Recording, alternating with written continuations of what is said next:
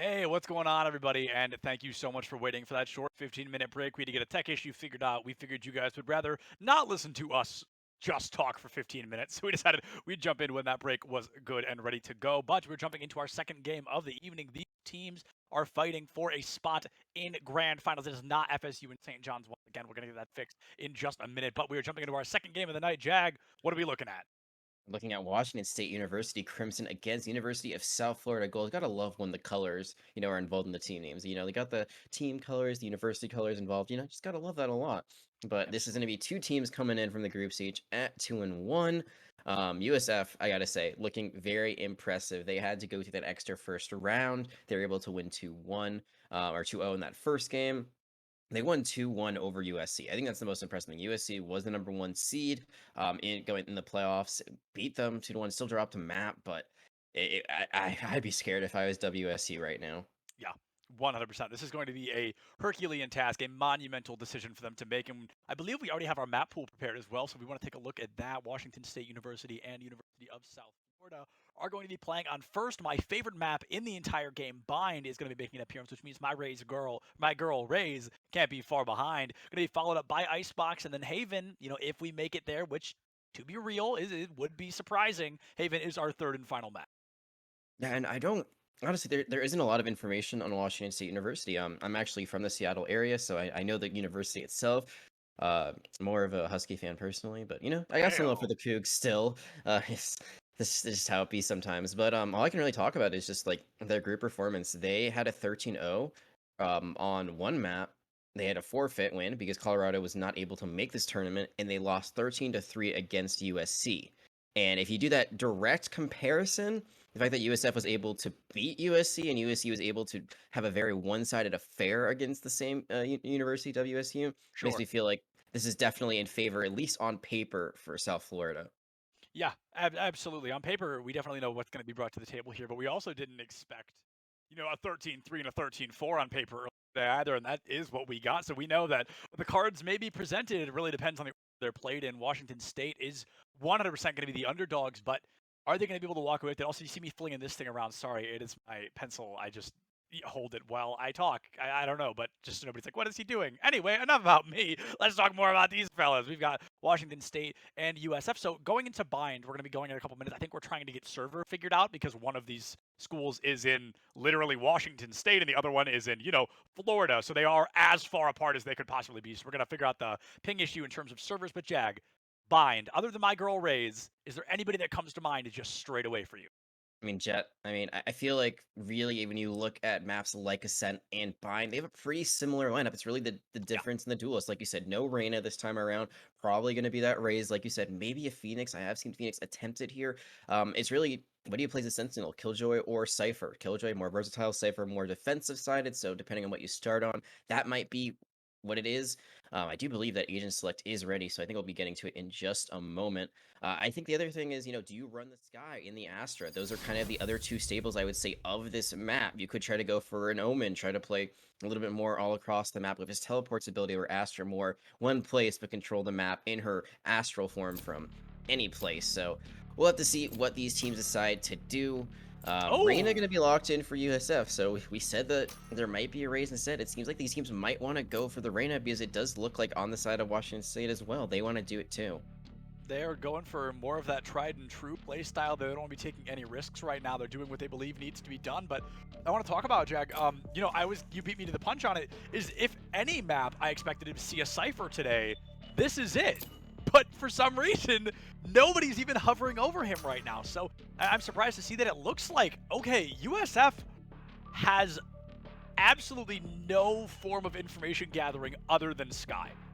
Yeah, this is going to be really tricky. They're going to really be relying on our bow for guiding light, which does give away when someone's around the corner, as well as the trailblazer to get information, the secrets as well. I mean, Lear, you have that, but you don't know if anyone's there. So I think the most interesting thing is that they're going for the Viper over a Sova. Now, Viper was really popular on Bind, basically when the game first came out, because her wall can cut the map completely in half. Right. But Choose your she's not agent. been played here for quite a bit. I was gonna say they haven't locked in everything yet, but they are hovering over not only a chamber but also a Yoru. If Ayo. this was locked in, Okay. that'd be crazy. It's not, but the chamber still could be locked in, and We've only seen Chamber once today, but this would be not the map I'd expect it to be Oh! on, and there it is.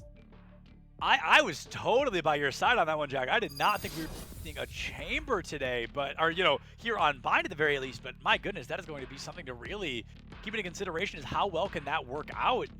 Either way, I mean, this is just going to be Washington bringing out a much more comfortable team comp than USF, but maybe USF has a trick up their sleeve we're just not ready for.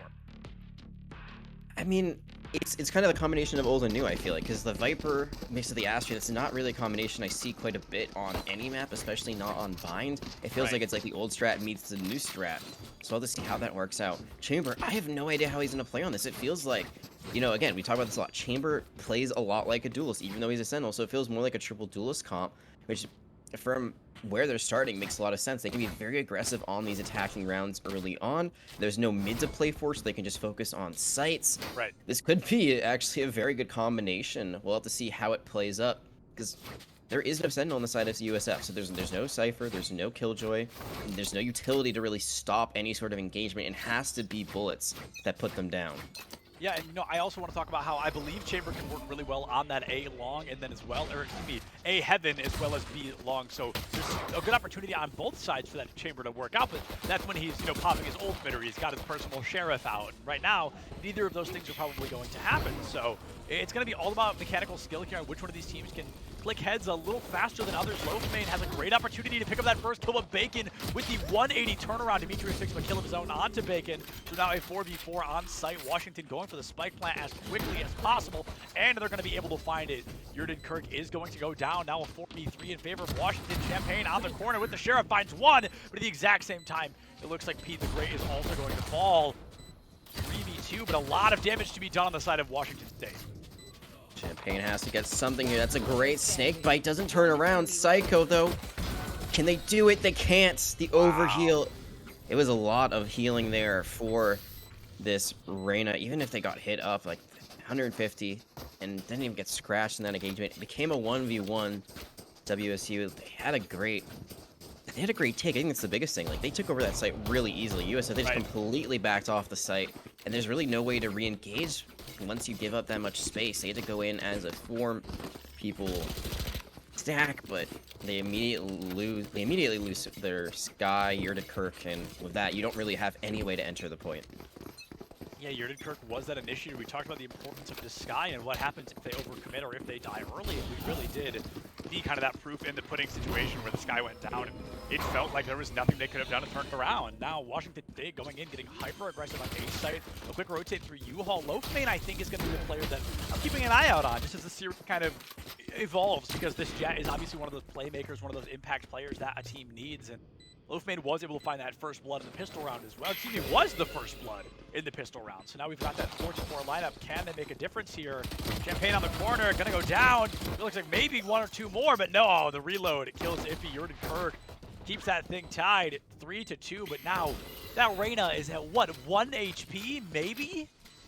Yeah, they could self-heal maybe off of a Soul Orb, but there's no Sky anymore. Again, the Overgrowth not available. This timer continues to tick down. This is not looking good. Yeah, that's just a 2 in the ground kind of run, and that's how many Browns are going to be on the board as well. 2 for Washington State University. Very clean execution so far of their attacking rounds.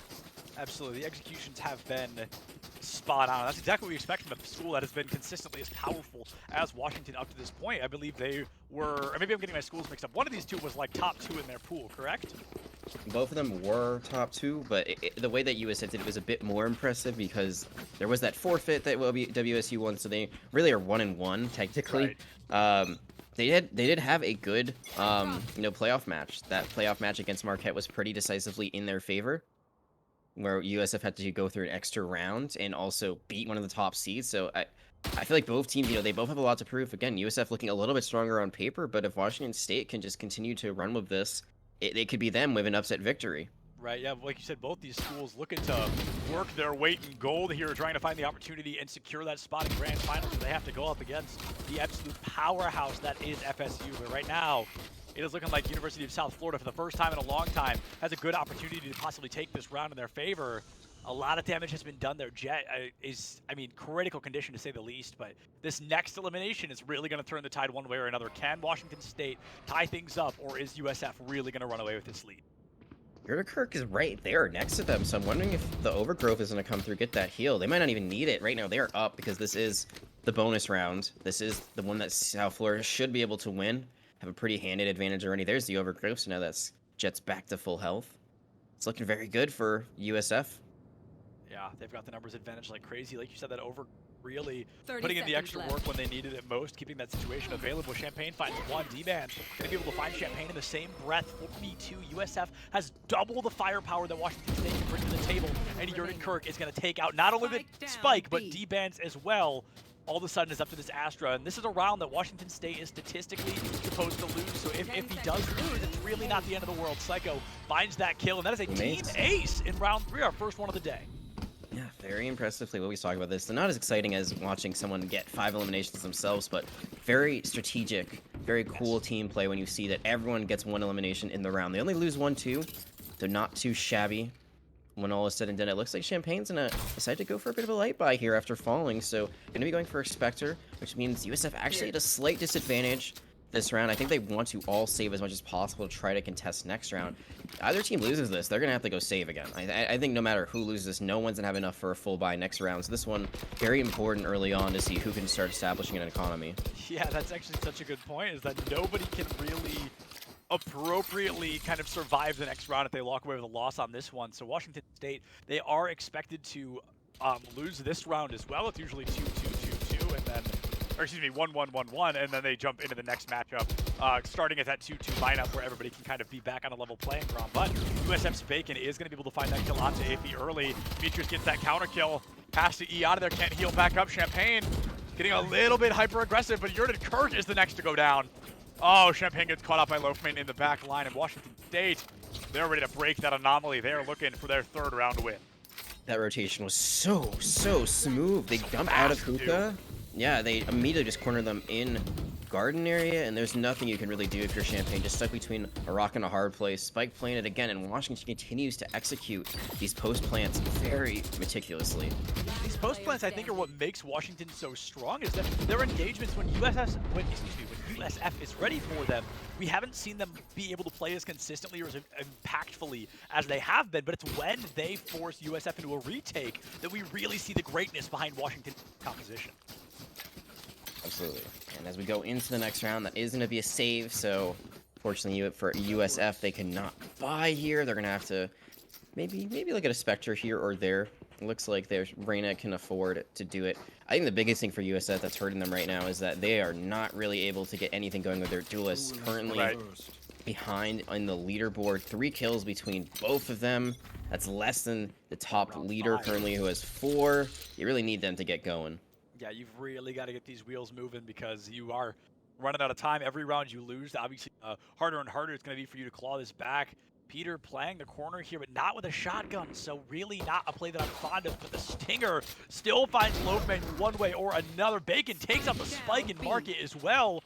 A huge opportunity here for South Florida to keep themselves alive in this series. Bacon gonna get flashed out and caught out by Dinsky there, and it looks like the turnaround, the right click misses, and this Sky just ripping the remainder of South Florida apart. Now a 2v2, a lot of damage felt on the side of Washington State, a full-blown Seekers commit from Washington State as well. Look how weak their chamber is, but there it is. The overgrowth going to come in at the perfect time. They're going to get that healing back up. That's really unfortunate for USF there. Yeah. You get great eliminations, but you don't pick up any of the weapons. So they tried going for that Phantom, couldn't catch it out, and then they got blinded. But oh, it looks pretty bad. Oh, that almost takes them all the way down. Yeah, and that could have been, I mean, a pivotal moment, a devastating moment to say the very least, but Washington State, they somehow have clawed their way back to the top of this matchup, something that we definitely, I didn't expect to happen. Now Jordan Kirk gives himself away, completely caught out in a 2-to-1, can get wall bang on the boxes, finds one with a frenzy, has to find the other. Oh, and the TP out. Sometimes it's more important to live than it is to win. Will this chamber go for the reconnect? Misunderstood the location of the TP. Way too focused on showers, but he's on boxes. D-Bands waiting for that opportunity to go through the choke. Listening for the defuse, and here it is. Yurden Kirk, though, waiting for the shot, and they will not find it. D-Ban's going to be able to secure that 4th round win for Washington State. They are coming in. They are pulling 0 punches. They want to secure that spot in Grand Finals. It's looking really good for them so far. This will be another test that USF they can buy, and the fact that USF on a save round is able to get 4 eliminations, that is a bit shaky for WSU. It means they got to spend again. It means their economy might not be strong enough if they lose here. Nothing is really cemented quite yet. If WSU is able to win the next 2 rounds in a row, that's when they're really in the driver's seat. That's when they've really established their economy. But USF, not only do they have full guns, they've got an operator, and they have 5 ultimates to work with here. The bottom frag, though, busting out the op. I'm not sure if I'm particularly fond of that idea. However, we've seen some op crush players before. Unfortunately, Champagne may not be one of them. Has to get straight away, so that overgrowth just completely out the window. Needed to be used to keep that Jet alive. Washington State, they are 100% going for another one of those unbelievably fast engagements. Champagne in a tough spot as well. They're getting far too close for an operator to be viable. Oh, and there she goes. Champagne going to be taken offline. Going to be Yurden Kirk able to find a trade onto Iffy here. The next kill could be the most crucial, and it's Loafmane that picks it up, looking for Bacon as well. But Demetrius finding a spike plant in the chaos. I'm looking at Loafmane here to be the one to really carry Washington State to their 5th round win. Looks like they're on top of things. Gets healed up once more. Bacon trying to find a cosmic divide, but it's actually not going to be helpful at all. Everyone's on point already. Everybody already being on site. The Cosmic Divide not going to do a darn thing. And USF, the very same, Washington State going up 5-1 here. An incredibly dominant performance so far. That's how I always say on paper, right? It doesn't matter how good things can look before the match actually starts. If you play your best, that's all that matters in Washington State. This composition that's designed for attack, this over-aggressive amount of agents, I think especially adding a chamber to the mix really lets you just get in and out of places really quickly. It's working. USF gonna be giving up probably the 6th round of WSU unless they can have another 3 performance. They were so close to getting the thrifty victory 2 rounds ago. Could they do it here? It looks like they're working even less this time. I was going to say, they were almost able to do it last time, and they had more. This would be surprising in more ways than one if they were able to clutch this one out with a lot less to their names in forms of econ here. A pretty slow rotation in through Showers. This is usually where I'm hanging out with the judge, but lucky for them, not the game. So Showers is going to be wide open in Washington State now. They've got full Showers control. The question is, can they make it out of Showers without losing one or more teammates? D-Ban's trying to pull some focus toward mid, but nobody's falling for it quite yet. Hard focus on those Showers. They know somebody's in there, and they're looking for that kill. And Psycho with that first blood on the Demetrius. Now 5v4, 4v4. Iffy finding Champagne in that same breath. A great Vandal shot out of Showers. Oh, there goes Peter the Great finding Iffy 4v3, but players on the side of USF, that Reyna in particular, barely alive. Bingsky as well, 5 HP in a dream, but D-Bands and Loafmane comes storming in, and USF simply was not ready for it. Washington State, they have turned this from a 4-3 into a 3v1. The Sky on the side of USF, that sole survivor, Yurden Kirk, chasing for that kill, but now rocking a hard place, the bullet to the brain. Washington State walking away with that 6th round win. Well, that's good, actually, for South Florida for a little bit. They had a great hold on A. They were able to get 2 eliminations, but then what happens? Loafmane just is able to get in onto site, doesn't even get scratched, really, when all is said and done. And they also shut down the blades from either side, so unfortunately, Champagne not really able to do much in this matchup just yet. Tried to pop the ultimate, tried to be that difference maker, immediately got shut down.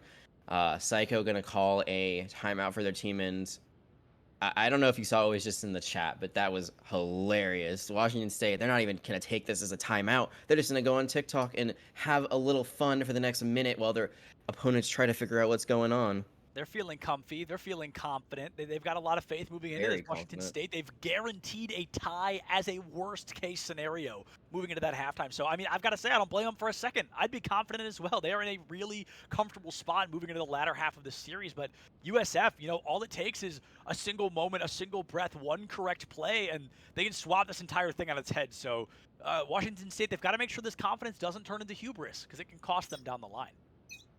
Absolutely could. You don't want to get too ahead of yourself. And it could be 6, it could be 11-1, or it could be 6-6. You know, if USF is able to turn around here, start building up some momentum, could immediately fall out of favor for WSU. So, you know, memes aside, probably are going to be taking this more seriously than they're letting on to. Their economy is solid for the time being. Probably could buy another 2 rounds if they lose this here, if they lose 2 in a row, but it's still not set in stone. Nothing is guaranteed except for at least a tie at halftime, like you said.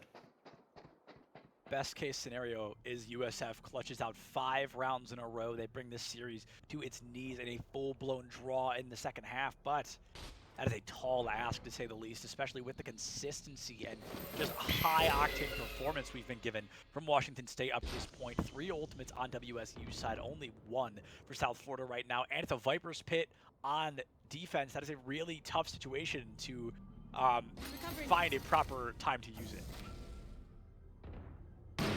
What is the proper time? Oh! That operator finally landing it. Is that going to be what gets Champagne online? They've been very quiet, but an operator in a Jet's hands can be the difference maker, can turn everything around. Of course, and that's what all these players are looking for. They're looking to turn things around as effectively as possible. For the time being, they might just be able to. However, Psycho going to pick up that first elimination of their own in the round onto that Jet. Now a 5v3, and I'm terrified to even say that I've got faith in USF because they lost a situation just like this 2 rounds ago. They need to play their cards and safe. They can't force 1v1s. They can't overplay their hand, or I'm confident it will cost them part of this series. It could cost them this round and that tie at the half. We're just going to have to wait and see what happens next. Dinsky going in aggressive through that choke onto A. Demetrius going for a play of his own, but he's going to be able to get rid of that Lear in the blink. But the spike plant already happening. Is this going to be it? Is time up for Washington State here in the first half. Jordan Kirk able to pick up Iffy 4-2, double the amount. And okay, I love it. Psycho bringing out the Viper's Pit, guaranteeing that spike to be covered up. Going for the bait defuse on the rotation out. Lear into Wolf. Psycho about to get flashed into oblivion, but that may not matter if USF can just find a way to win the round. Demetrius takes out Jordan Kirk. Psycho finds one. Dinsky finds another. It's up to the sky to save the day, and she dies. Dinsky finds a triple kill to give Washington State that 7th round win. USF, they've got to be beating themselves up after that one. And they are so lucky that Demetrius was there with that Lear, because they were completely caught out. There was a vision of the Trailblazer being thrown out. When you're in Trailblazer, you are vulnerable. You are completely just AFK in your main body. Sky is just kind of standing there controlling the Wolf. So as that happens, the Lear comes in. That's what CCs, and that's what stuns them out of that. And if that hadn't happened, that would have been that Sky immediately falling. Because of that, they're able to stay alive, get the triple kill, and Washington State now guaranteed a lead. That was an insane performance. It's just been Skies today with triple kills. That's the 3rd one we've seen, I think, where Sky is picking up a triple kill like that. An incredible performance there from Washington State. A phenomenal clutch out as well. Can they follow up? How many rounds can they walk away with here in the first half? We were worried about, a 6-6. Could USF make that comeback? But now Washington State, they're looking to take us all the way to that 11-1. We saw it happen earlier today. I wouldn't be surprised to see it happen again if Washington can play to par like they have been so far. Playing to par, only lost one on this round. Again, this is going to be a hard one for the USF to win regardless, because it was a save. They get one Vandal out of it. How can this Reyna get out with their life? They get out with an extra gun. That actually could be huge for economy. Oh! Get another kill actually onto Iffy. The chase is on though. Washington, how disciplined are you? Do you go for this, or do you just play it safe? And honestly, the play 100% of the way here is to play it safe, especially if you're this Jet and you're trying to take a 1v1. I'm never a fan of forcing 1v1s, right? You want to be pushing in as a group, as a team, and Peter the Great, if they're lucky, might be able to make it out just by the skin of their teeth here. However, the rotations will eventually make an appearance. However, the spike has gone off, and I think Washington State is probably beating themselves up a little bit because Peter gets to keep that Vandal into the next round. Yeah, and it was an interesting push because, you don't really know where this last member is, where Peter the Great is hiding. Right. You really want to be, safety in numbers. At least you can trade out. But instead, they kind of go one by one in a line, and they said, if he falls, there's no reason to chase this. We don't want to give up more eliminations. That round is won no matter what, but, there's good wins and there's bad ones. You can win a round and lose everyone and then have no economy going forward. You can lose a round and eliminate everyone and then, destroy the economy of the other team. Right now, USF, they're just looking for something good. Right now, not just finding, that was more of a meh loss. At least you got 2 on your way out. Yeah, very, very true. And now USF, I hate to say it, but we're even past the point of if they want to turn this around, the time is now because they're in too deep already. They're going in. Best case scenario for them is 8-4 That is a mountain in front of them. That's assuming they're able to win the next 3 rounds. A great way to start is not losing Champagne. You want to be able to find an elimination on the other side. Peter the Great, that Vandal just gets no value, goes offline. Dinsky going to be able to find that plant onto A site as well. And the Cosmic Divide just terrifying USF from doing anything to engage 2 eliminations, now 3v2 in favor of Washington. Can USF pull a Washington on Washington? Are they going to be able to turn this around and catch them off guard? Looking a lot better. They got 2, only down 1. They find 1 more. It's even. They don't know Demetrius is there. That's so unfortunate. Seeker's going to be committed, but all of them blown up. But Dinsky is found in the trade. It's now a 1v2. A 1v2 for USF. 1v1. Oh, Bacon! Oh, Yerden Kirk does go down, but Bacon wins the round. And Jack, I was actually going to ask, I didn't think she was going to use the Seekers. I was going to ask, would you have, in that situation, that 2v3, would you have popped Seekers there? I think you have to, honestly. You're down already so many rounds. It is only 2 left, so that might be your best opportunity to use them. Even though you're still down a person, I think it's like the key thing, like, you know, is it worth it? It gave away a lot of information. That was the biggest thing. We talked about how USF, they really have to rely on this guy to get that recon. That was it right there. They're not only able to find out where everyone is, they also get a kill immediately off of it, because when you're shooting at those Seekers, USF could still be shooting at you. And there, just they set it up perfectly. 1 falls during the defuse, but they still are able to trade it out and get that round win. Yeah, we got to talk about it as well. Had they chose to take those as individual peaks, they probably would have lost that one. Absolutely. You know, the 2 1v1s. So approaching, like you said, you moving in as that duo, almost sacrificing the Sky there. She was supposed to sacrificial lamp just to full focus, and it worked so unbelievably well. Washington State's Chamber has popped that ultimate that, you know, basically just steroided op, and now it's going to be, can you get value with it? This map doesn't have a lot of long sights. You could be able to get something on B long here. This is exactly where I expected him to make an appearance. That or A Heaven, but that would be, you know, were they on the defense. Washington State, though, 1 kill here in their favor, and they can really kind of snowball the rest of this round. Yeah, D-Man's moving around the corner of this. Confident. Empress. And we pop, so this is Washington State kind of committing more than they have previously, and they do have to go into a full buy. The gravity well on Bacon misses, and oh, they are cleaning up right now. Oh my goodness, it was that now or never moment, and it looks like USF has chosen now. If they create the 9-3 curse, they can feel pretty comfortable. You know, if they're superstitious, they can feel pretty comfortable going into the second half. But right now, D-Ban's just waiting. They've got the spike. He can't do a damn thing about it. A flawless round for USF. I mean, they are really starting to show some signs of life, but the question is it too late? I don't think so. I think if they do get it to 8-4, it's definitely good. And 9-3, the curse, you know, everyone talks about it. Like I said, I'm a little bit of a believer in it now, just because of what I saw at Champions, but that doesn't mean really too much. I think definitely they want to get as many rounds on the board, so getting another one here would be huge. Washington State, they can still buy. Florida, I think the biggest thing is they don't have that much to work with. They used the Empress that time. They used the Seekers around before. They used the Viper's Pit like 3 rounds before that. Right. There isn't a lot that they can really use here. They have to use the Cosmic Divide early if they want to use it at all. And you don't really know. It's really hard to use. Like, it's really reactionary ultimate, so trying to use it kind of just guessing is really difficult.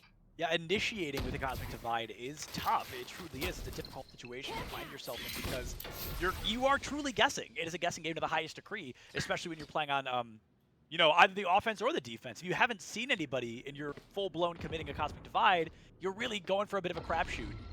Speaking of shoot, I want to see if D-Bands can find any value here with this bonus Sheriff. It has, I believe, 2 more bullets than your traditional Sheriff, so that's something to keep in mind as well. The pressure's on, though. Loafmane a little too aggressive, and Peter just helps Yerden Kirk capitalize off the back of it. D-Bands getting hyper-aggressive, and he pays the price of his life for it. If he finds 1, if he finds 2, is it enough for this Astra to save the day? Only time will tell. A 3v2 at the ready. And it is just all on the table for Iffy right now. Can they be one? Washington State needs to put another round win on the board. The Cosmic Divide from WSU going for the plant, smack in the middle. Oh, Champagne has the crosshair, has no idea. Going for that classic Challengers play, the knife through the Cosmic Divide, but it is not going to work out as well as it does for the pros, my friend. I can tell you that much. The rotation. We're just in a waiting game. Look at this rotation. They might just wait on this. But they're split, so right now you gotta take 1v1. Oh no, Champagne down a 2-2. If he finds Bacon, is this it? Have they done it? Washington, both players taking some damage. Dinsky down. It is up to this Astra to save the day, and Psycho has no idea where she's at. Goes for the gravity well to pull off. Is able to find it. The flash comes through. You've got to find the kill, but no, it's Iffy. honestly, I think Psycho was just outplayed there, Iffy with some incredible utilization of their kit. I think USF was just outplayed there. They had that huge advantage of numbers, and they didn't really just, like, the way you play that, you obviously can't. Yeah, exactly, and you can't do that. You don't know where they're hiding. You don't know if, they're stacked on top of each other. They were split there. So if you just went for one clear, whether it's Showers or it's U-Haul, you win that. Easily. Like, even if you trade, at least it'll still be a 2v1. Instead, they're all looking different directions. Because of that, the different angles, basically a crossfire that was created by WSU is able to just collapse. And just a great gravity well there from Iffy, and who's now leading their team. You don't usually see that from an Astro or any controller, but top of the leaderboard, everything's reset. Pistol round is a go. Pistol round has begun, and I think you're totally right. Iffy's play there works on a whopping one person. Had there been any other players left alive, it would have worked out exactly how USF needed it to succeed, but unfortunately they just weren't there in the right mindset, the right kind of unity. Iffy still carrying this momentum over into the second half, found an elimination already onto Champagne, who has unfortunately just been crazy quiet. They really haven't been able to perform like they needed to and to find that momentum to succeed so far. I can't remember a round where where Champagne wasn't the first person to go down. Yeah, that's kind of the Jet play side, though. Feast or famine. You go in, you use your tailwind, and you hope for the best. That time, not a lot going on, and now everyone on the side of the attackers, they're forced into U-Haul. One enemy remaining. Oh my goodness, they're forced into U-Haul, and they are just slaughtered inside. Jordan Kirk doesn't even get a kill. A flawless round for Washington State. They find double digits off the back of it. They're 3 away from winning this 13-3. This is looking good for them, too. They should be able to take this round in hand. They can buy. USF doesn't look like they're willing to go for the force, and you don't really need to. 9-3, 10-3, you're not out of the woods yet. It's going to be a very difficult uphill battle, but economically, you force buy here and the game's over. So you're going to play for the bonus instead. You still have two-round buffer before this map is over. It's not the end of the world, but again, still very, very tricky. Not the end of the world, but realistically pretty close. We're definitely getting out of that comfort zone. You're running out of time to perform to par like you might need to in this situation, and Champagne, there it is again. I mean, everybody take a drink of water every time Champagne goes down first, and we will all be plenty hydrated by the time this series is over. But now another amazing shot there from Loafman takes out Peter the Great. The duelists for USF are gone. This is suddenly so much harder than it already was. I find it really funny because I actually was drinking water. As you said that, Loafman able to get the close-up shot. And it might be another flawless. Loafman is 2 health. Still peeking into this. Falls. There's the flawless gone, but it's still looking very good for the defenders. Jordan Kirk has to drop a 5K right now. They go for the TP, and you really shouldn't be saving in a situation like this. And now it looks like they're not even going to get the chance, as Demetrius, for whatever reason, was on that teleporter. So that's going to be another very aggressive round win for Washington State. They are 2 away from just dominating their performance on Bind right now. I'm enjoying the chat, though, I gotta say. Both teams having fun of it. You saw Jordan Kirk, the last one alive, puts out the LOL. And, even though USF, they're not having the best game, at least it seems like they're in very good spirits. So we'll see if they can turn around here, and if not, they can at least have one more chance on that next map, which I believe is one they prefer. It's Icebox, which is one of the maps they said they like. When they talked to me earlier, they said they really like Breeze and Icebox. Breeze not in the pool, so at least on their second map, they might have a better chance. Yeah, 100%. We've seen what second maps can do. St. John's really came to life on their second map. They unfortunately weren't able to clutch it out, but they fought a lot harder of a game, especially in the first half of their experience. So I want to see what USF can do on Icebox.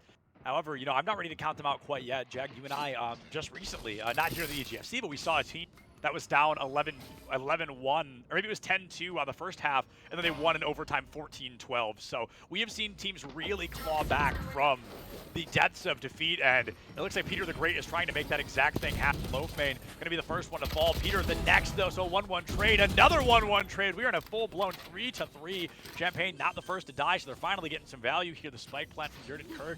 Actually, a fake out goes for a rotation in around to the outside of boxes, excuse me.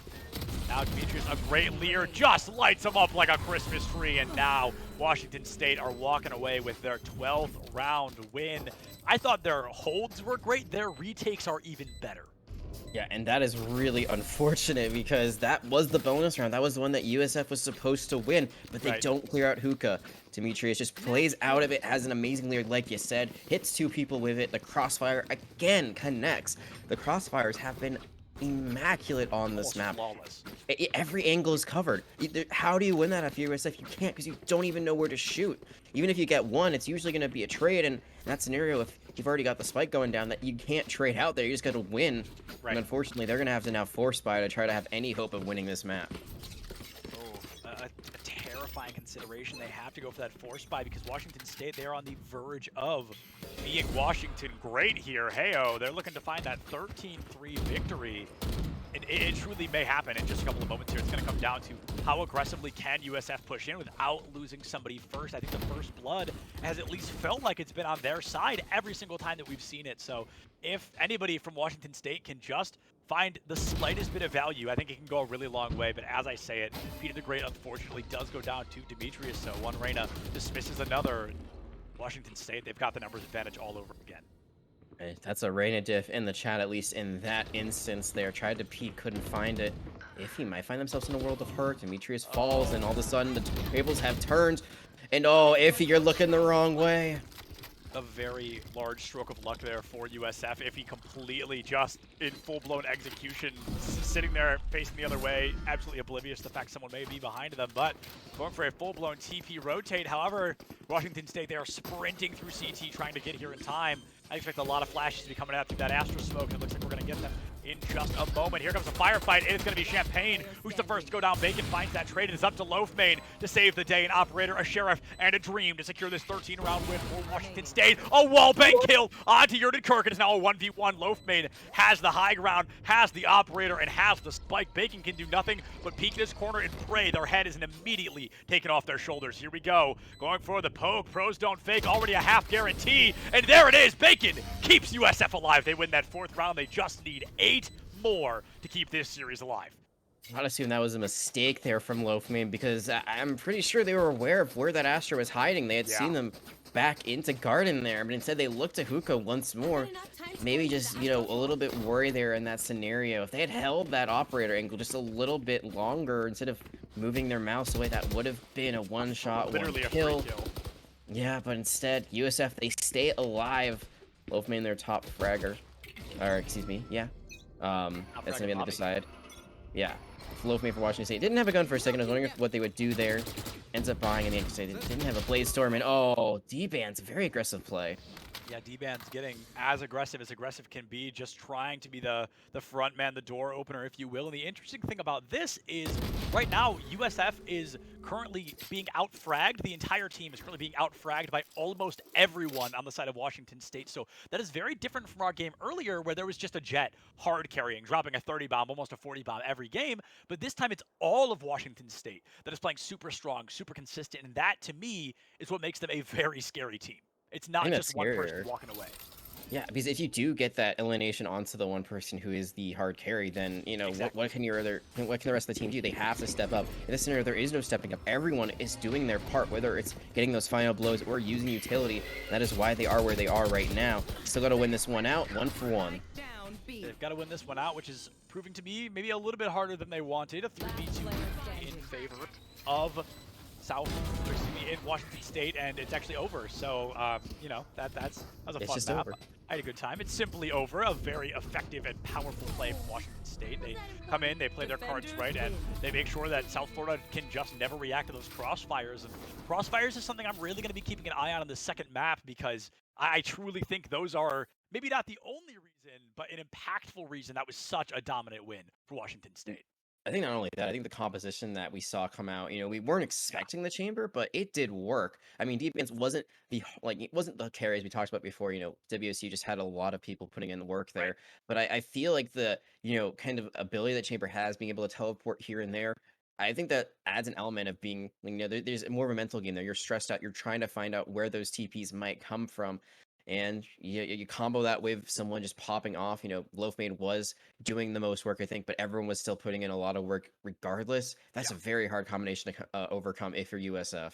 Absolutely. We're going to have to find out if USF can beat Washington State on Icebox, our second map, in just a couple of minutes. We're going to throw it to a short break. Everybody use this time, please. Go get some water, get up, stretch your legs. I don't know how long you've been sitting down, but I promise you should stretch if you've got the time. Use the restroom, go eat, do whatever, but come right back here in just a couple of minutes for our second map of our last semifinal. We'll see you right back here in just a couple of minutes.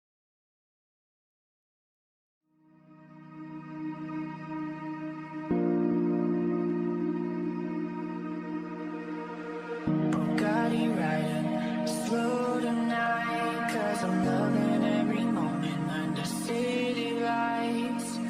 Bugatti riding slow tonight, 'cause I'm loving every moment under city lights. Bugatti riding, Bugatti riding, Bugatti riding slow tonight, 'cause I'm loving every moment, 'cause I'm loving every moment, 'cause I'm loving, loving. Do you wanna ride around in my Bugatti, Bugatti, Bugatti, Bugatti? Or then we can drive the Rari, the Rari, the Rari,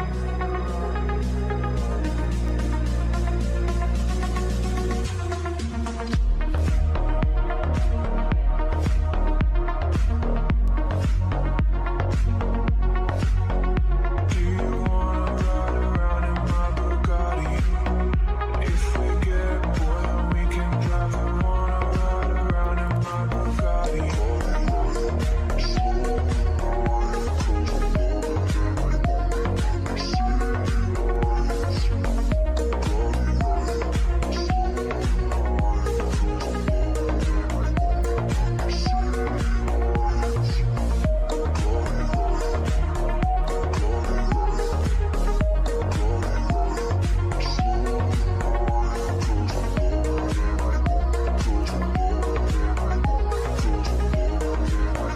Do you wanna ride around in my Bugatti? All I wanna do is dance. I don't give a fuck. All I wanna do is dance. I don't give a fuck. All I wanna do is dance. I don't give a fuck. All I wanna do is dance. I don't give a fuck. All I wanna do is dance. I don't give a fuck. All I wanna do is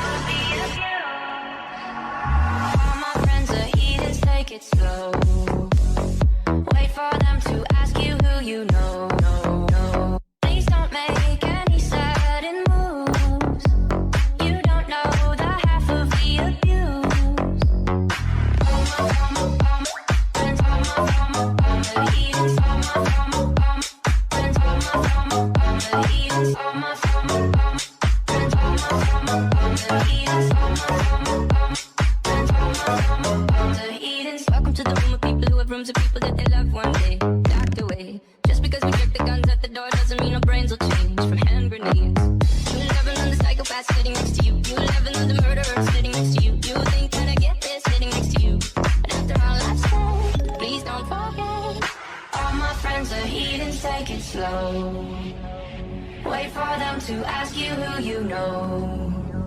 Please don't make any sudden moves. You don't know the half of the abuse. We don't deal with outsiders very well. They say newcomers have a certain smell. Yeah, trust issues not to mention.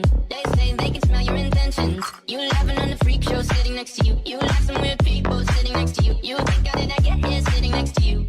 But after all I've said, please don't forget. All my friends are eating steak and slow. Wait for them to ask you who you know.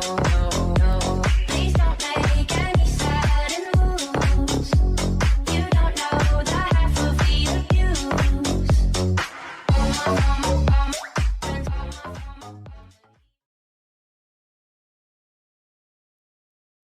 Good afternoon, everybody, and welcome back to the EGFC Power Series 2021 Valorant semifinals. Last one before Grand Finals. I'm Septulant. That is Jag. Yeah, I pointed the right way. That's Jag over there. I'm Septulant. And we are bringing you the second map of Washington State University versus University of South Florida. Map 1. Talk about dominant 13-4 in favor of Washington State. So, Jag, USF looking at this team moving into their map pick, Icebox. What do they need to do here to survive?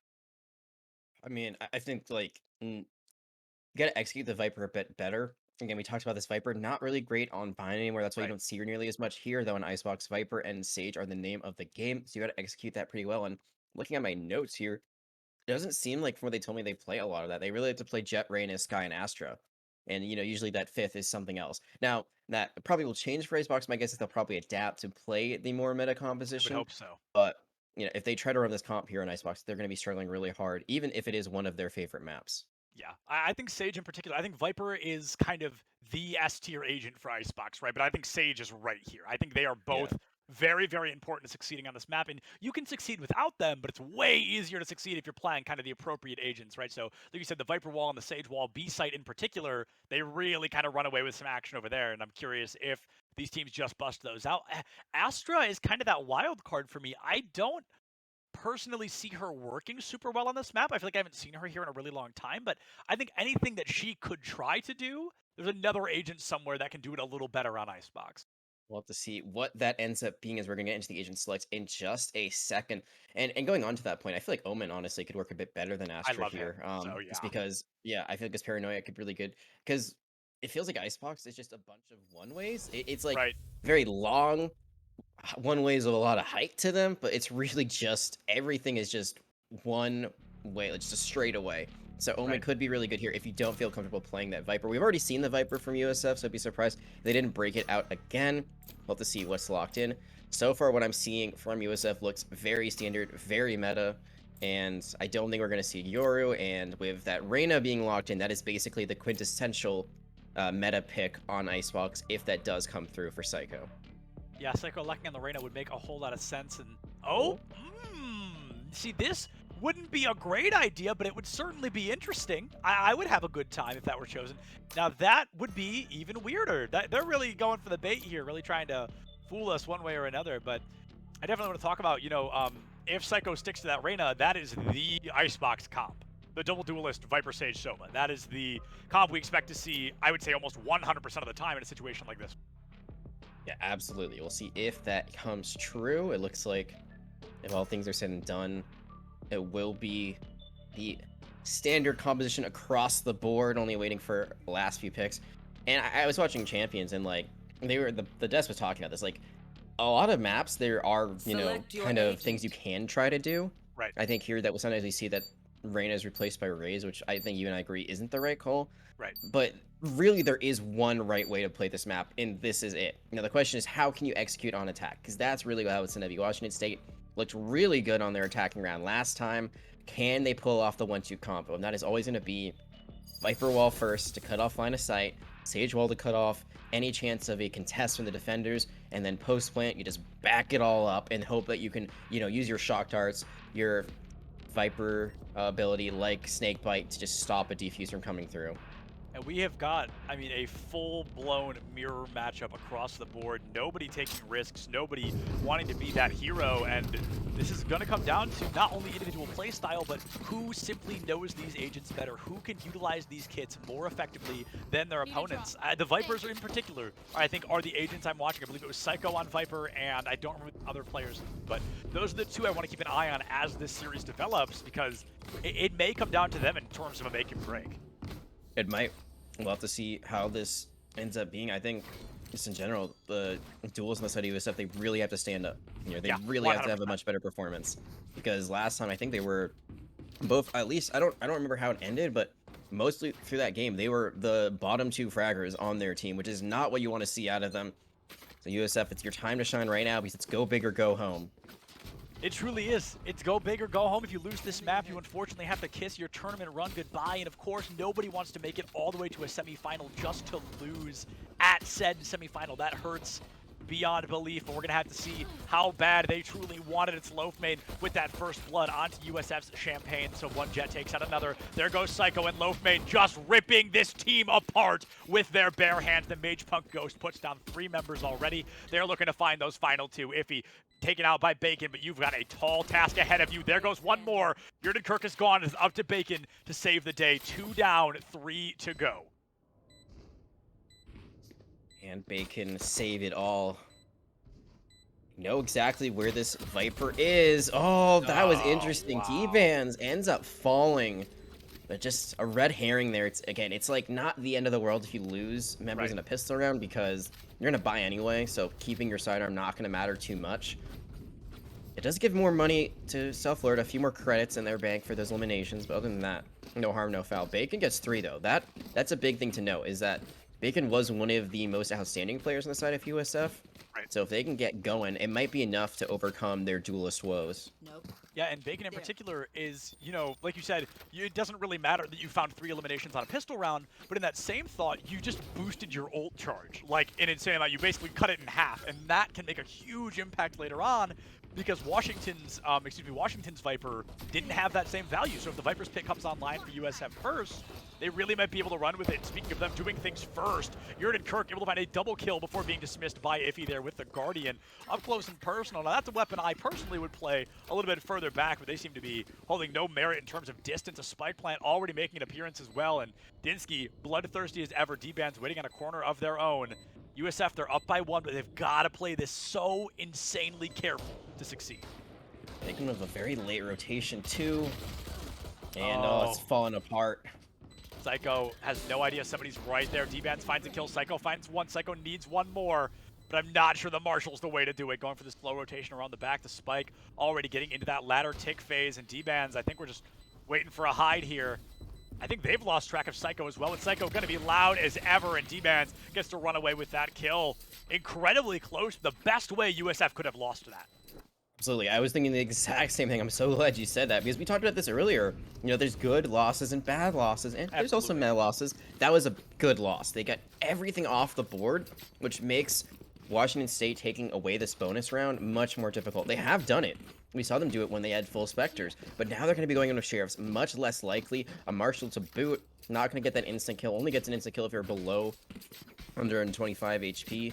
Otherwise, it has to be a headshot. So USF might be able to take this bonus last time, which I don't think they were able to on Ascent whatsoever.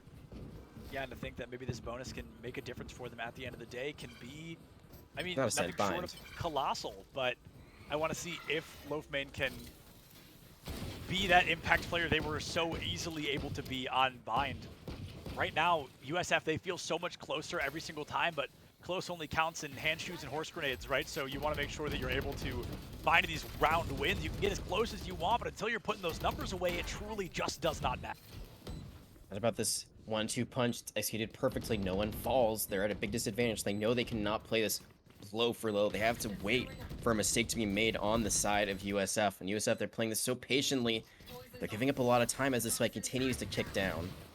Yeah, the Spike, you're in this scenario, you're racing against the clock almost more than you're racing against your opponents for the time being. You've got to get in there, you've got to get aggressive, and Jurgen Kirk doing just that, able to find a triple kill. All of a sudden, it is on the shoulders of D-Bands to keep this entire situation alive. Are they able to? They aren't able to find anything, and Peter the Great gonna pick that one up.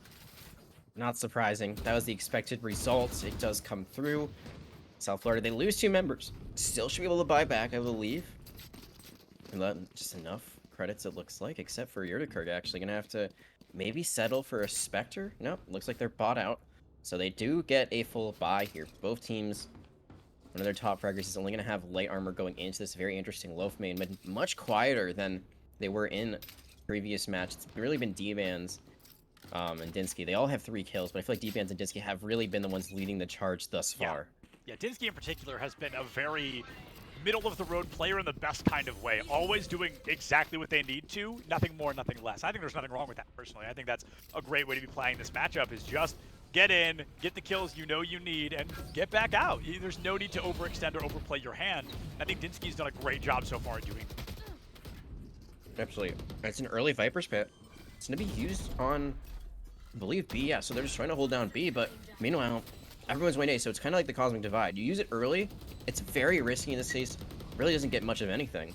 Yeah, it does not find anywhere close to the value I think it needed to succeed. But now Psycho trying to clean up for the mess the team has created. Washington State in a 4v2 scenario. USF, they're looking to tie this up as early as they possibly can, and that would be nothing short of, I'm not going to call it a miracle, but I'm sure they'd be stoked to see it happen. Now a 3v1. It's up to Dinsky to save the day. Peter the Great going for the defuse, and Dinsky going to get sent to the Shadow Realm. That's going to be a great round win for USF. They've tied things up 2-2. Can they take this any further? Because this is how Bind started as well.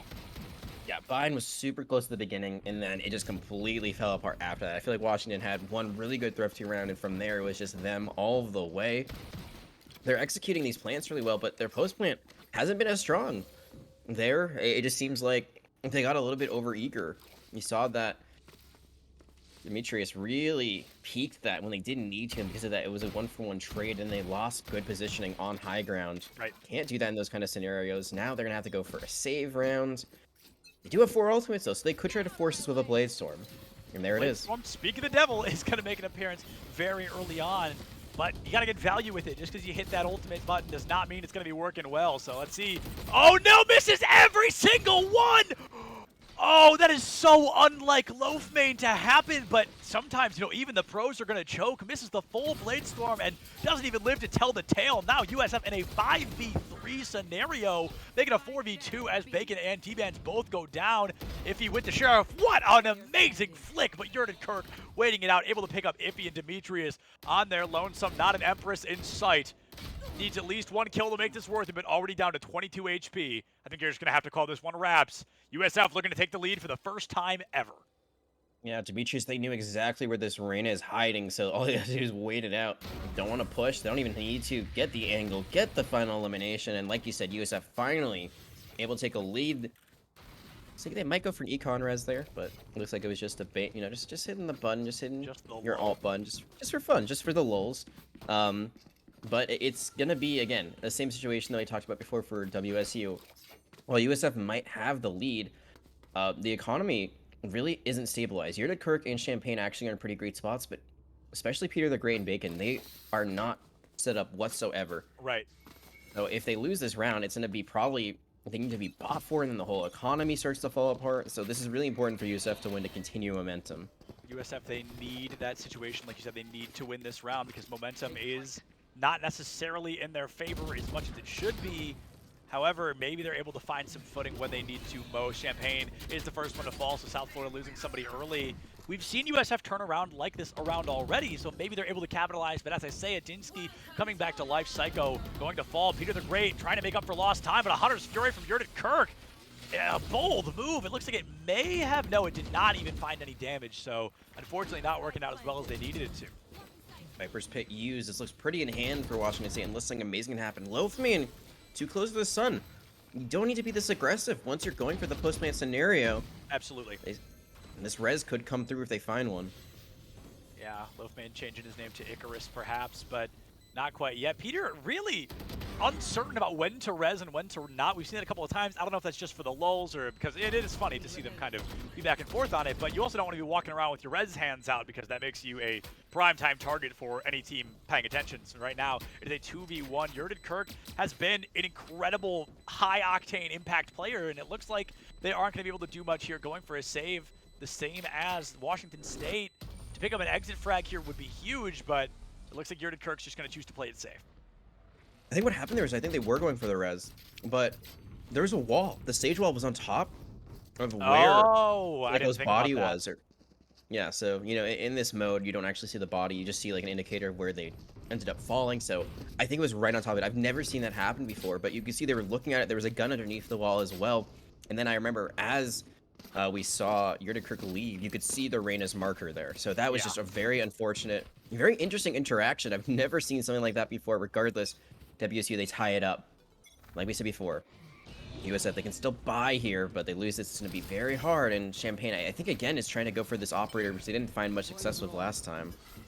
Yeah, this op was not Champagne's best weapon on Bind, but I'd also argue Icebox is a lot easier to use an operator on. A majority of this map is just kind of long open sights. All you got to do is click from, you know, the waist up and you can guarantee a kill. Dinsky going for a hyper-aggressive Hunter's Fury, able to find a little bit of damage, I think, onto the Sage, but truly not enough to make that ultimate worth it. However, one of those situations, it's, you know, almost a complicated spray and pray in terms of just trying to find some value. Yurted Kirk takes out Iffy early on. Loafmane finds the trade onto Bacon, a 4v4 across the board. Resurrection available on both sides. An Empress being popped on the side of Washington State. Bacon back up. That's going to take Demetrius down. That Empress completely obliterated. Psycho finding D-Bands. Now it is a 5v2, and there is nothing Washington State can do to keep themselves alive. Loafmane finds one, gets traded out. Dinsky going for the spray and pray from the heavens, but Champagne puts him down, and the University of South Florida is going to win their 4th round, moving into round 8. I'm sure they're really happy now that they still had that Resurrection online. They could have used it last round, and maybe it would have worked out. Maybe they could have gotten an advantage going into this one, but that was a big reason why they're able to win it. Bringing them back from the grave. Peter the Great helping their team get ahead in more than one way. Lowest deaths and highest kills in the lobby currently. So this Sage having a great game. Now Washington State, again, back to the drawing board. Can't buy here. There is something so consistently hysterical to me about Sages being top frags. I think it is so fun. I think it is something that I never expect to happen, but every time it does, I just get, it's a real hoot, personally speaking. Anyway, enough about my opinions of that. Let's focus on the game. Loafmane now has Blade Storm, goes for a full-blown commit, so this is going to be Washington State. This is clearly something they calculated. This is not a plan that Loafmane is deciding to come out and hero play. This was the thought. Wow!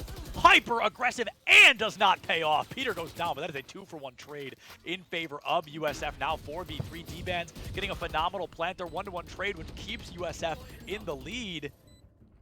This is going to be the chance they need in terms of USF finding this chance. Or I just said chance twice. This is USF looking for that opportunity to put themselves 2 rounds in the lead. D-Bands finds one, gets taken out. Is up to Dinsky to save the day. Got danger close last time. They are not going to be able to find that momentum quite yet. Oh, it's Bacon who puts him down with the wall bang. It was a good plan to try to play off the Blade Storm, but unfortunately only finds 1 kill. Great shock dart that came out from the side of USF. Shuts it down completely. Another kill is found after that. And maybe if they had any other weaponry, they could have fought that. But unfortunately, the last person alive for WSU only has a classic. Very hard to win that battle against a Vandal or a Phantom. Can't buy here, but this is where things get very desperate. They lose this, and their economy completely snowballs. They're going to be continuing to, like, save by every other round. So this is a huge round for WSU, and for USF, another big one as well. This is the biggest lead they've had all series. It's the only lead. If they do this, they're guaranteed at least a tie at halftime.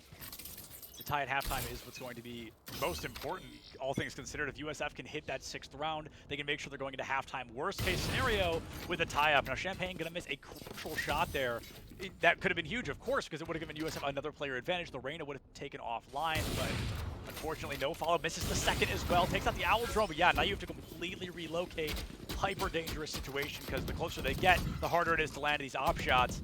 Washington State, though, they have come for a full-blown attack onto A site. Dinsky, the first to fall. D-Bands committing that opportunity. Oh man, Psycho going to be able to find Demetrius as well.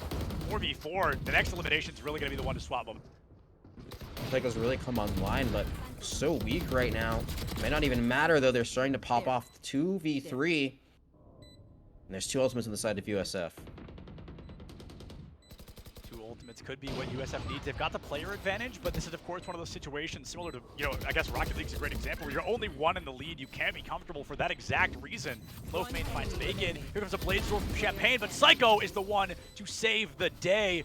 Way too close, a lot closer than USF wanted, because their economy, I mean, it is gone. It looks like Psycho's the only one to keep that weapon, and Washington State, they're going to be in a tough spot here as well. All 5 go down, and of course, a round loss off of it, so their economy is really not going to be stoked at the end of that one. No, there's just not a lot of positive things you can say, unfortunately, for WSU after a map round like that. Get the spike plant, which they've been doing consistently. They've gotten the plant almost every time, but their post plant has just always seemed to fall apart. Yeah. They had it early on, but since then it's just been absolutely not what you want to see. And now they're going a very awkward Frankenstein buy. It looks like they're trying to force right now. This is really interesting. I'm just hearing it's 6 out of 9 rounds of a plant, and you can put those numbers together. That's slow burn. Now that Frankenstein buy is something I'm not particularly fond of in terms of ever really doing, but in situations like this one, that was like, but you get my point. I think Frankenstein buys are incredibly dangerous. I think if you are in a situation where you're thinking, oh, do we need to save, you probably should be, and this might hurt Washington down the line. As I say it though, they had a lead. It's taken away by Champagne with that op.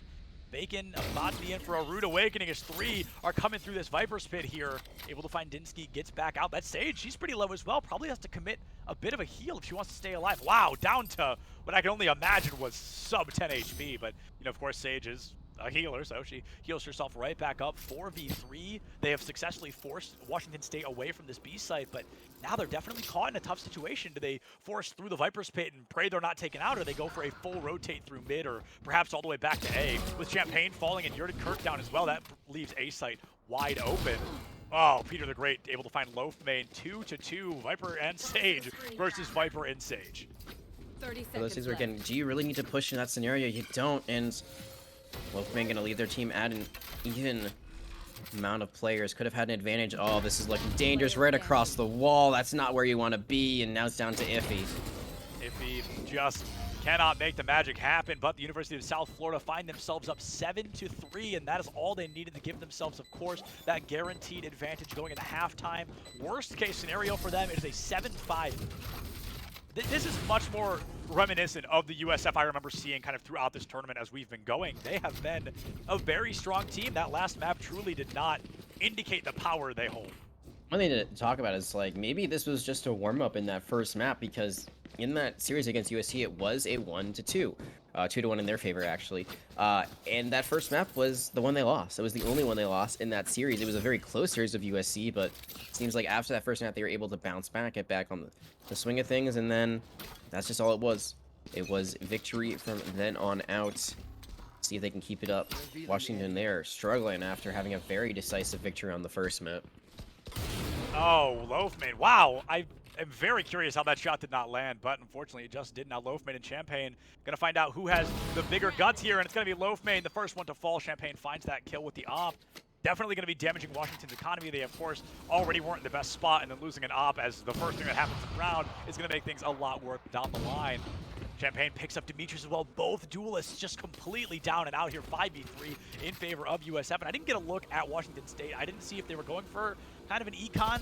It doesn't look like it. Wow! A bit of a jump scare for the both of them, but it looks like it's Psycho who comes out on top of it. Yurden Kirk picks up Iffy, and D-Ban's, I mean, I'm not even caught between a rock and a hard place, caught between a rock and a flawless here. Maybe you're able to find something. Yeah, this is looking very good for USF, and you said it yourself, like committing the operator here in a round where you really don't have an economy to work with anyway, very risky. Now D-Ban's is trying to hold on to it, doesn't even see that Champagne has the angle, and Champagne, we talked about this before, I mean, the duels had to step up, right? That's what we talked about. Right. And Psycho and Champagne have been absolutely on fire on Icebox, which is very ironic considering how cold it is there. It's also their map picks. I want to see if there's going to be that opportunity in terms of, you know, will they be able to capitalize off the back of it, or is it going to be more... Sorry, let me rephrase that. Are they going to be able to win this one? Can they move into map 3? Or are they going to win this one and then just get stomped on our third map? Is Icebox kind of their wild card, their safety net, if you will? Yeah, we don't know how Haven is for Washington State, but I do believe it was their pick, so I'm assuming it's probably one they feel pretty comfortable on. See how that ends up if we even get to map 3. It is looking good for USF, but it's not all said and done quite yet. 8-4 could be there, or it could be the 9-3 curse.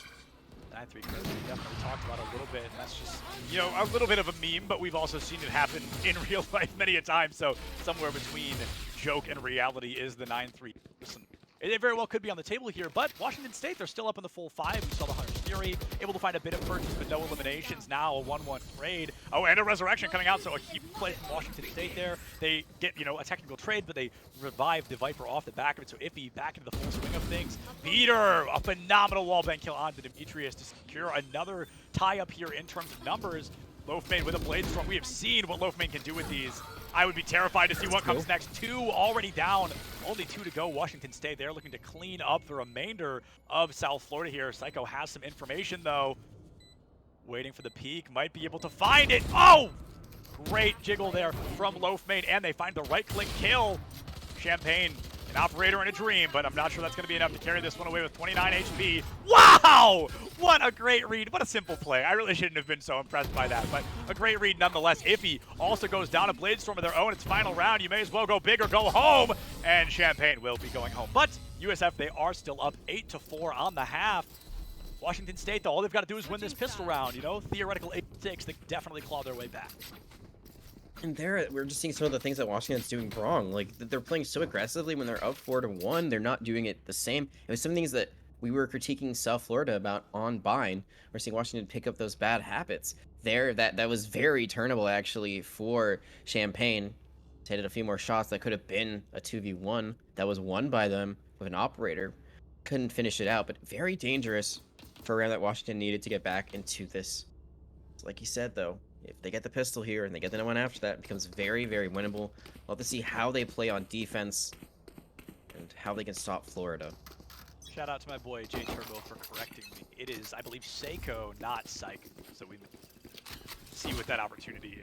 Sorry, we want to see what that pronunciation is. We'll go with Seiko, and if it is Seiko, sorry, I just pronounced it as if.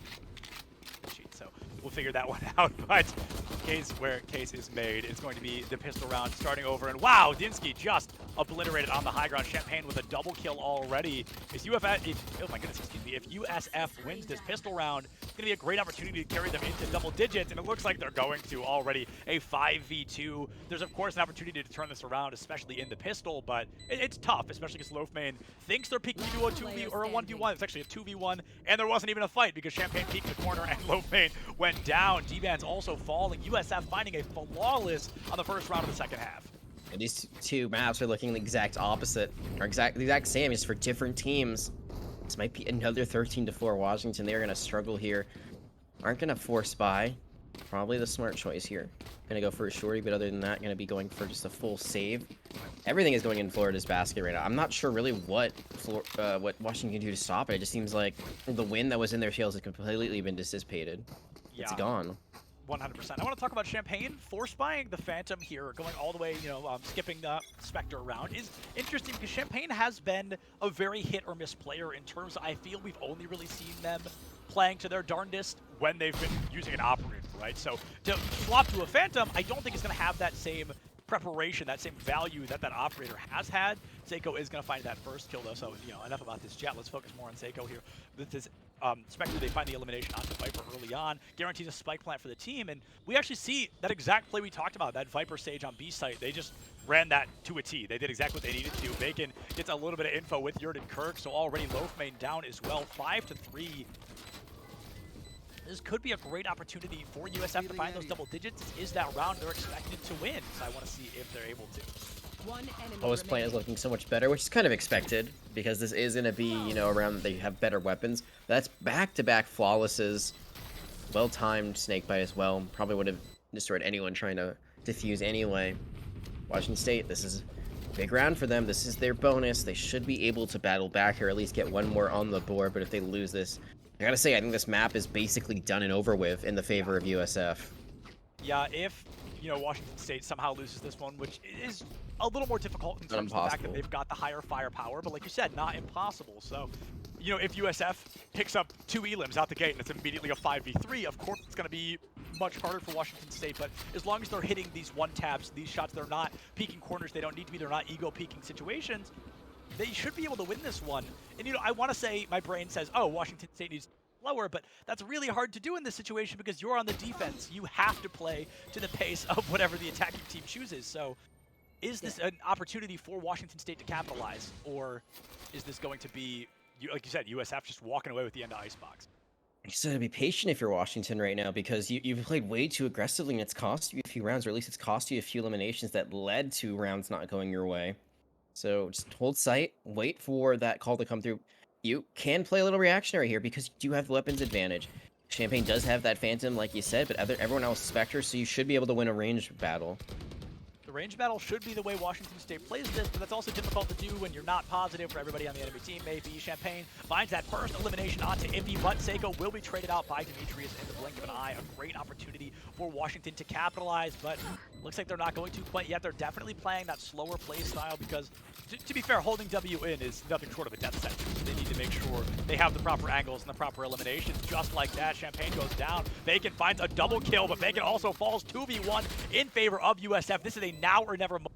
E-Band's here, and he's got absolutely no idea he's pincered. Peter the Great will find that kill, and now USF, they are 2 rounds away from winning, and I don't think Washington's economy has the time to recover. They're going to have to go for probably a save here, and then they can buy on what would be potentially the last round, but that was a round they had to win. They didn't, and this literally looks exactly like how the last map looked, except it was going their way this time. Washington State, they had a good start. They were keeping things close, and they fell apart. Now they really can't do that much. Maybe they can have an amazing Thrifty round win. That could get them back into it, but it's going to be really tricky. Loafman on this judge is going to have to put in some serious work here. Yeah, Loafman is really putting all his eggs in one basket with the judge, and maybe they're able to get some great value with it if somebody gets a little aggressive on a corner, but the judge, especially on a map that's such long sights like Icebox, is really hard to get value with. Like, yeah, you know, maybe if they all charge an A site, you're able to capitalize, but if it's a rotation down mid or even a rotation around B long, the judge does not get a lot of value, and we're not even going to be worried about the judge because it's already a double kill in favor of USF. And Washington State, they have found themselves in such a difficult scenario. Seiko throws his gun off the map to make sure nobody can pick it up, and it's going to be a Phantom coming out instead. I love to see that. Such a little thing, but it's always hysterical. The little things, right? That's what really gets us through the day. Loafman going for that spray and pray with the judge, but nobody's close enough to take a lot of the damage. A little bit of peppering here and there, but Washington State, they find themselves in a 2v3 scenario. There is a chance to win this, right? A good leer on the corner, a great shot, great one tap with the Marshall, just like that. Seiko falls now a 2v2. They've got to find one more to put themselves in the lead and win this 5th round. If they win this one, I'm not ready to count them out yet, but it's just that economic disadvantage that they're in right now that makes this such a difficult hole to dig themselves out of. Yeah, this is very, very tricky. Loafman's just trying to find anything, but they're looking the wrong way. It's a 2v1. They get it. Oh! Miss. No way! Oh my goodness, I was absolutely rooting for Washington State there. I thought they had that one in the bag. I thought they would guarantee us a little more Icebox, which is fun. I love this map. It's one of my top 3, so I would love to see that happen a little bit more consistently. But Champagne, I mean, we asked the duelists to wake up on the side of USF, and Champagne has done just that. Had 18 and 8 right now, tied for least deaths, top frag in lobby, only by a single kill, but regardless. Psycho, Champagne in particular is doing a phenomenal job. Even though Psycho's on the bottom of the leaderboard, they still have been putting in a lot of work. Like 13-11, not bad, 3 assists as well. I feel like it's kind of understated, and I feel like a lot of those kills they are getting have been like really impactful, like, you know, final eliminations or giving them an early lead. So even though they don't have the highest kill count, it's very much an improvement over what we saw last map.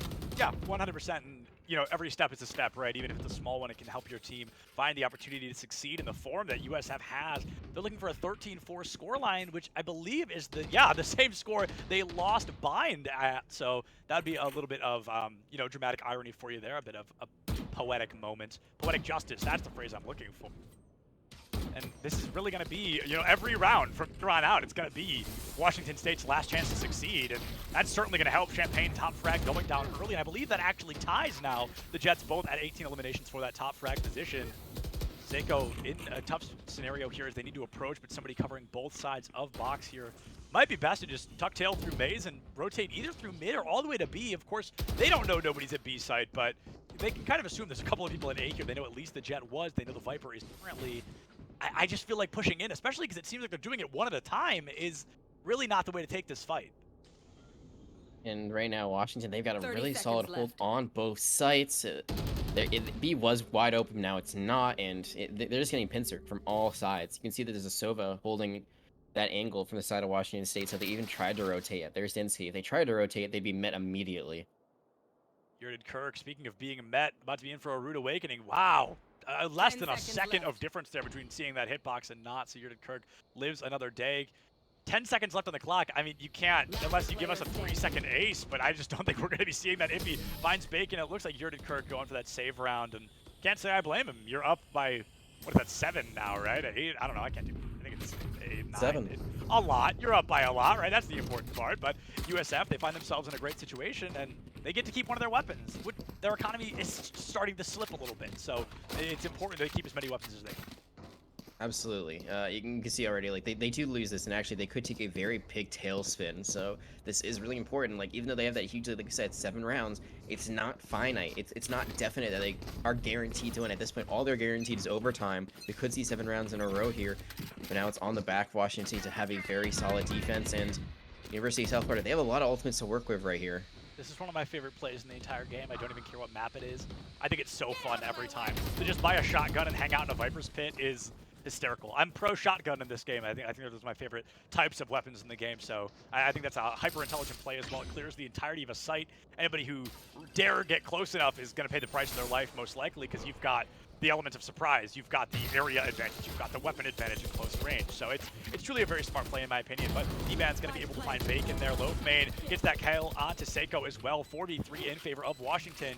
They are looking to find this 6th round. Oh, what a phenomenal shot from Loafmain there. Peter the Great goes down to a 1-tap. Just great crosshair placement. Half the spike already down, but Yurden Kirk puts down D-Bans in the same breath. Iffy going for the defuse and finding it. Champagne finds a Blade Storm kill, but gets taken out in the same moment. Washington State, they've now cut USF leads in half. They just have to do it 6 more times. They just have to win 6 times in a row without losing a single. And right now, they've got the economy advantage to do so. They just have to make sure they don't overplay their hand. They do have a great economy advantage, it looks like. This should be a round that they win. USF, they're going to be waiting now to buy here, but it's the same thing we talked about with Washington. You know, sometimes you have to be patient. Sometimes you've got to take your time, so it's okay if you lose a few runs. Actually, maybe going for a bit of a half buy, so that's very interesting. That shows me the exact opposite of that. They could win this out still, and then everything I'm about to say doesn't matter, but if they lose this, they're hurting themselves for another 2 to 3 rounds, and that's already one of the Vandals off the board. Yeah, that is a phenomenal shot. I mean, it's one that every Jet holds, right? It's one. In fact, I mean, anybody using an op usually holds that site, but it's not the least bit surprising to see that shot come through, able to find that kill as well. Washington looking very good here in round 19. They're only up by a single elim, though. And like I said, when you're up by 1, it's not super comfortable, because all it takes is 1 death on your side to tie things back up. Washington State, they want to find at least 1 more kill to really guarantee themselves that comfort, that lead advantage. Right now, it's going to be Peter the Great going for a bit of a wall bang. He thinks somebody's on the high ground there. We obviously, but Peter doesn't have wall hacks quite like Loafmain. Yeah, if they did, that'd be bad. Yeah, if they did, that would be a whole different situation. That'd be a whole different type of problem. Seiko going for a flank here through mid. Probably going to catch D-Bans if they're not careful. D-Bans down, 1 more, down. Iffy also did not have that blade out.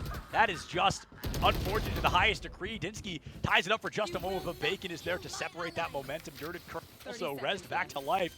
USF, they're looking to put this one away right here, right now. Empress already alive. And Viper's Pit showing its face now. A 2v4 in Empress in the hand of Washington State. It's tough, but it's certainly not impossible, especially with these 2 being left alive. Gotta use the Empress now. I mean, there's no other time to do it. And now you're the last person alive. Oh, this is looking so difficult. 81 HP. Oh, Possible. my goodness. Possible, but not probable, unfortunately. Now, the fortunate thing, however, we're actually getting a 3rd map out of this, which is exciting. This will be our first map 3, first time in a long time we're able to see one. I believe it's going to be Haven as well. So, Jag, before we throw it to this next break, I want to talk a little bit about, I personally feel Viper isn't particularly viable on Haven. What do you think is going to be filling that role? Probably gonna be more of a Sentinel, I'd say. I'd say probably like a Cypher or a Killjoy. It really depends on what side you start with. Maybe to Sure. go for the risk for the attacking Cypher. It worked out for Washington the first time around on Bind. But I also think we're probably gonna see an Astra instead of a Viper in general in that role. So, you know, it's gonna be kind of swapped around. Maybe not a Sova. We're gonna have to see how this is. It's gonna be interesting. This is one of the only map 3s that we have seen so far. Yeah, the second one. So that's very interesting. This is a very close match, and both of them have included USF, and both of them were at least USF losing the first map The first one, they were able to come back, get that reverse sweep. Can they do it for this next one, though? Yeah, and just to clarify, it's the second of the weekend and not of today. It's the first of today, but there was also one yesterday. So of the weekend, it's our second one. Hopefully there's a third one in grand finals, but we'll talk about that a little bit more after this upcoming map. We're going to throw to another short break. Use this time, get up, get some water, go get some air, do whatever you got to do. Go touch grass, I don't care. But come right back in a couple of minutes. We'll see you right back here with our third map of the set.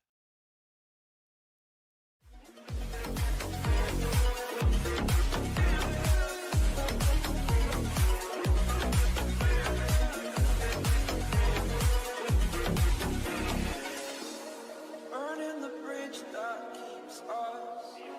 I'm here and I'm feeling exaggerated, that's what you assume. The story's over now, I must conclude. I am conflicted, watching where I stand still, hanging in the balance, not the life I want to live. I want to take it all, standing tall. Fear I weighed the person you are. Oh, break out, I've got to see.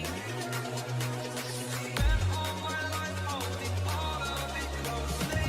I played it innocent, I feel like discontent. I'm finally facing it all.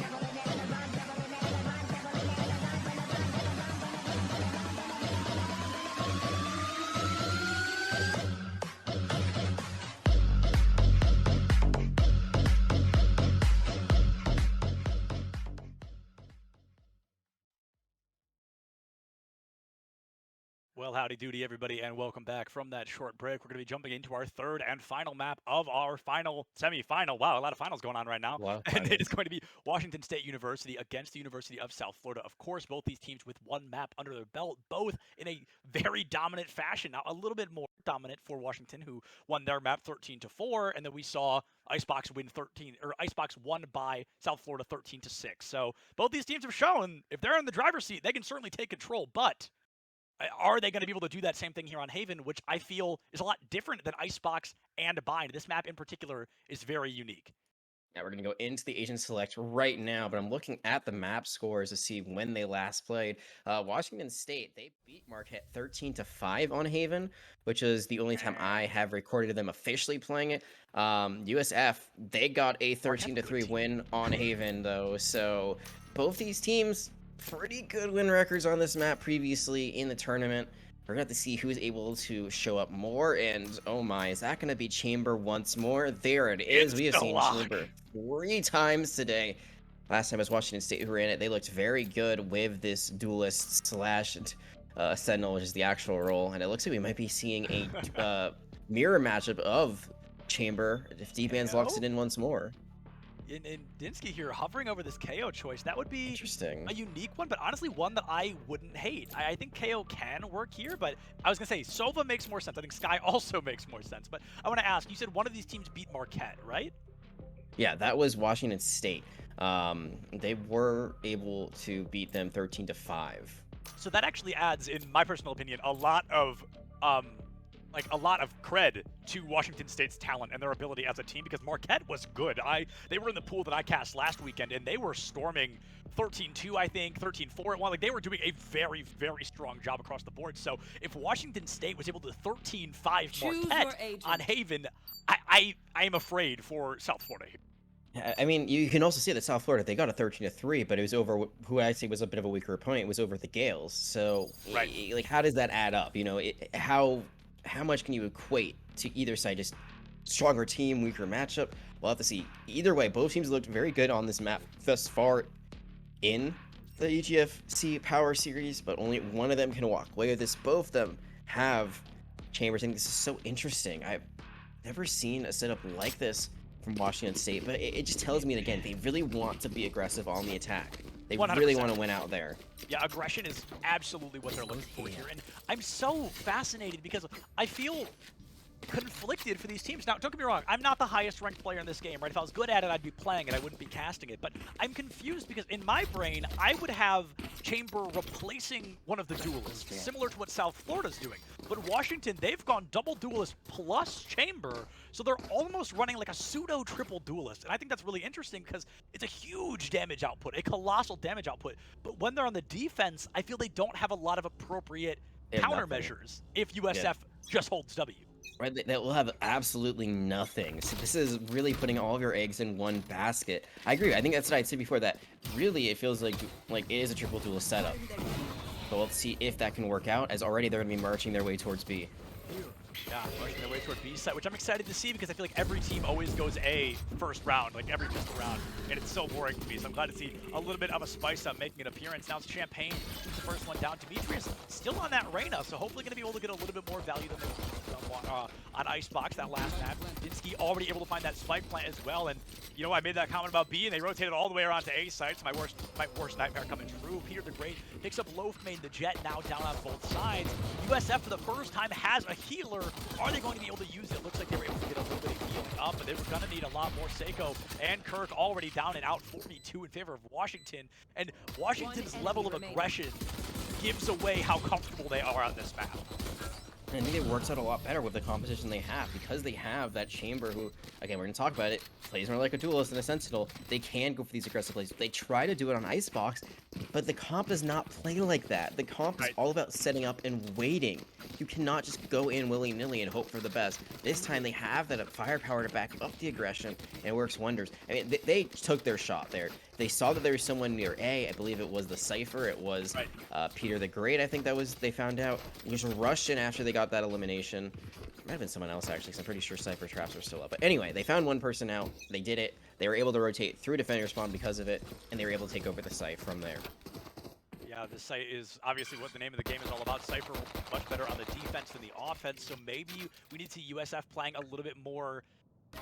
You kept using the word reactive. I liked that a lot. Maybe USF playing a little bit more on that reactive side would work out really well for them, but now it's going to be Washington State just pushing in through that C-long site once again. Seiko hiding in the back corner, able to find, no, a little bit with the help of that Sky. Yurden Kirk and Seiko taking out 2 more. It's going to be Yurden Kirk picking up that kill in a thrifty round win, a very quick one at that, against from the University of South Florida. Washington State, that's around they're supposed to win. It is, and because they don't, it means that their economy is in a weird spot. It means they can't buy. So this bonus round that was probably going to go the way of South Florida anyway, it will. They don't have to go for the full buy just yet. So this is really good for South Florida. They get up to a 3-1 when all is said and done. Washington State, they will be able to battle back after this round, but that was one that fell apart. It was a similar game plan, just charge in, but gotta check your corners. You gotta check every angle. There's always going to be someone waiting otherwise if you're not clearing that out. Yeah, definitely something I need to practice what I preach, but I feel we're often preaching to a lot of players is please do not forget to check your corners. Not to be fair, Seiko is hiding in a slightly less conventional corner. It's usually a little further off to that right side, closer to the garage entrance, that somebody's hiding. So hugging the boxes is a little less common, but definitely not something you can forget about either. And Seiko really got away with a double kill because nobody was able to check that corner in time. It's going to be that 5v5 matchup, that slow approach onto B site. Almost everybody there. A little bit of a battle could happen on A if some folks rotated in, but it looks like this bloodbath is going to begin here on this B site. Question is, who's going to find that first blood? Still waiting for it. Probably someone from USF if I had to guess. Just, you know, if I was a betting man, I'd put it on them. Yeah, because they got the better weaponry, but you never know what you can do with sheriffs, and as well as that ability from Chamber that lets him have a heavy pistol, basically a better sheriff. It's not over till it's over. It's truly not. We have seen, I mean, Seiko gave us a great example last time, a double kill with the sheriff in the blink of an eye. Speaking of Seiko, let's see what kind of value we can get. The spray and the pray works out well. That's going to be 2 down against Washington State. They're down into a 4v1 already. Blink and you miss it. A 5-5 turns into a 4-1. D-Band's trying to save the day, but it's going to be a tough one to turn around. I love the use of the teleporter here. Get out of jail free card, it really is, but it looks like they hadn't properly set them up to utilize the get out of jail free card. They were stuck in there for a little while. It looks like they almost faked an escape, going for that same rotation in through garage. Only 10 seconds left. You've got to find 3 kills in 10 seconds. A very difficult ask, and Seiko will find that round win. USF going up for that second round. Washington State's time to shine once again. You have been able to get that spike. That would have been a great rotation to be. Probably still not a winnable round, but at least you would have gotten a few more credits in the bank. There can't get more than just 1 elimination. C might not be the name of the game. That's twice now that Washington State has tried to go on to C, and neither time it has worked. But now they can answer back. They have the guns they want, but they're going to have to deal Champagne on this operator. However, Jordan Kirk has a Spectre, so it's like one gun's better, one gun isn't. It's a very interesting decision here from USF, but I think that's all they can really do. And Champagne as well. I mean, very quiet up to this point in time. Currently sitting at 0-1, so it's not like they're hard extending and throwing, dying every round without getting any kills. They've only died once, right? But they haven't been able to find any eliminations. So to bring out the operators your first real round to look for kills is a high risk, high reward scenario. And we've seen, you know, very feast or famine in terms of how well Champagne's been able to perform. I'm trying to think of a nice way to say that. I'm not trying to talk poorly of the player, but it's been very back and forth on terms of success. Very hot and cold, yeah. But I want to see if Champagne can get that high ground, possibly on A site, rotate up and around through there. But oh, misses that first shot. That's okay. You're able to dash out. However, you don't get a second chance quite like that. You're going to need to engage a little less aggressively as your get out of jail free card has already been used. Now, Loafmane encouraging Washington State to push onto that A site. They have found their footing with Bacon, finding Demetrius in a crucial moment. A pivotal situation nonetheless. Peter the Great is going to pick up Iffy. USF, they're looking for that 3rd round win. This could be a phenomenal round win for them. Feels like USF just likes to lose that first game just to get to this 3rd map, keep everyone on a nice edge. That is trades, though. It's looking good. Washington State even things up, taking the lead, even again, 2v2. Seiko finds one. Bacon takes out Loafman. It's up to D-Bands to save the day, but they don't even get to pull the trigger. Bacon is waiting for them around the corner. USF, they win their 3rd round. They lose a lot in the process, but a win is a win nonetheless.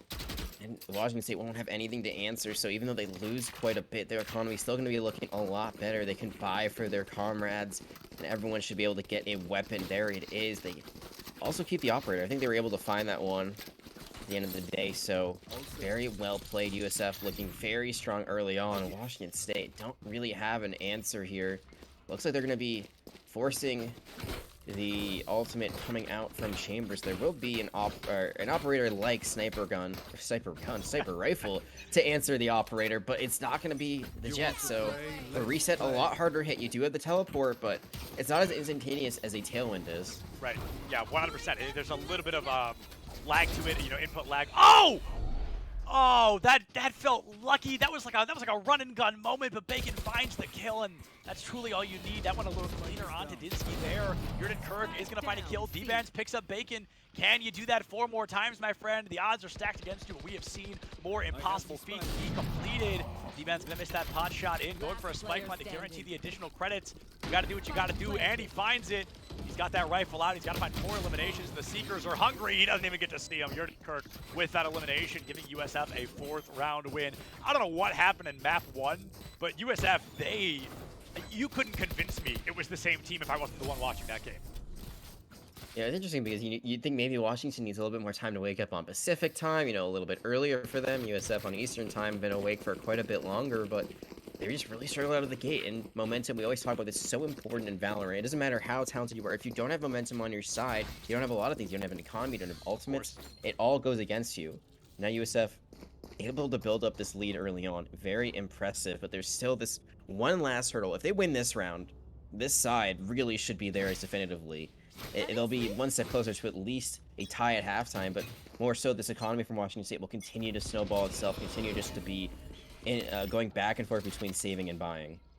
Yeah, we're actually having a bit of an op duel. There's an op on both sides, but they're not actually going against one another. Champagne and I can't think of Loafmane, that's the other Jet's name, and Loafmane kind of both having operators on the A and B sites respectively, but it's going to be difficult. Of course, the closer Loafmane gets, it's going to be slightly easier to kind of catch them off guard. The scope only focuses on so much action, but nothing happening quite yet in terms of, I mean, even opening fire. I think it was 1 bullet caught on the side of Washington State. And other than that, not a lot of damage has been dealt. A great clear in. A hard rush from Washington State.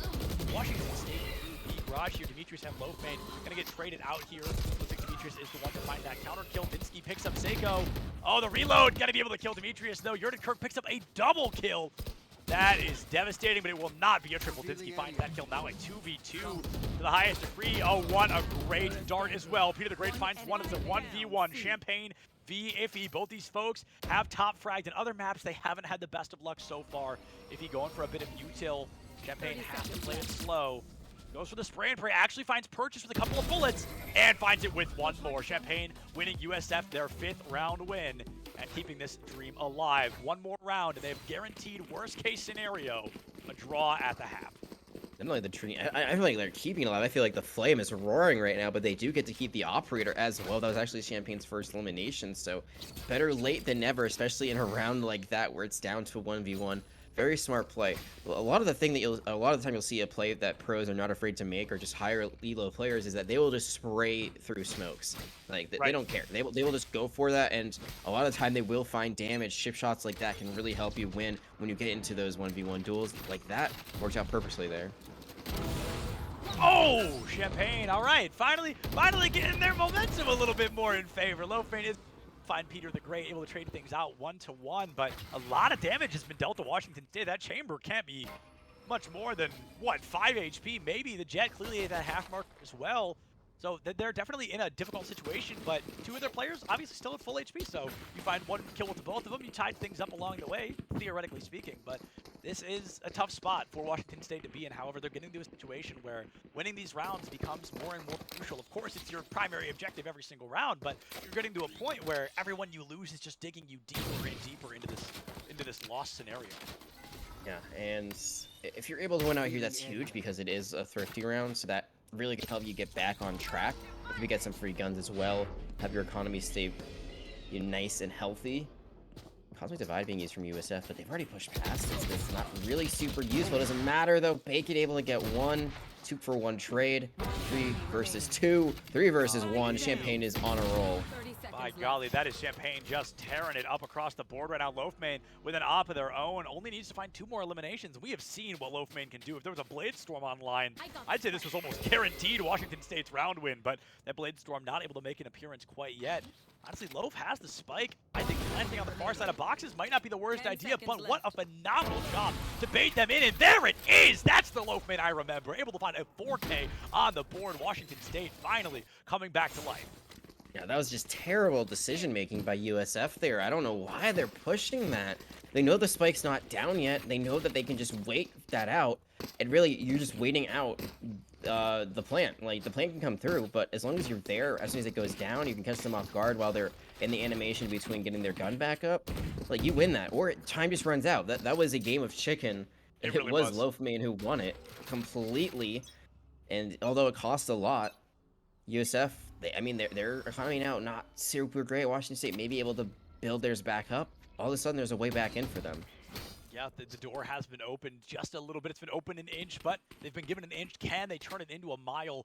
If we see, I mean, Loaf playing like they just were, that is a no-brainer. If they're able to pull that back out every single round, that felt so reminiscent of what we saw earlier today on Bind, how dominant and terrifying those Blade Storms and rounds were time after time. You never wanted to run into this jet, but you know, now if Loafmane can put themselves back on the table like that, USF might start shaking in their boots a little bit. It's also important to remember USF has not found that 6th round win yet. So there's a world where Washington State comes through and they turn this into a 7-5 in their own favor, with Loafmane already able to pick up an elimination onto that other jet. That's an operator off the table for USF and a full-blown player down the drain as well. No resurrection on either side as Sage was not chosen, but this is going to be all about Loafmane's accuracy for the time being. Seiko, though, with a phenomenal flank, is going to be counter-flanked by Iffy, guarding that sewer approach. A phenomenal job there. Iffy playing anything but, not playing Iffy at all, playing incredibly so. Washington State finding another kill onto Peter in a round that was so turnaroundable for USF is now completely in the hands of Washington State. Their non-sponsored gamer Liquid has finally activated.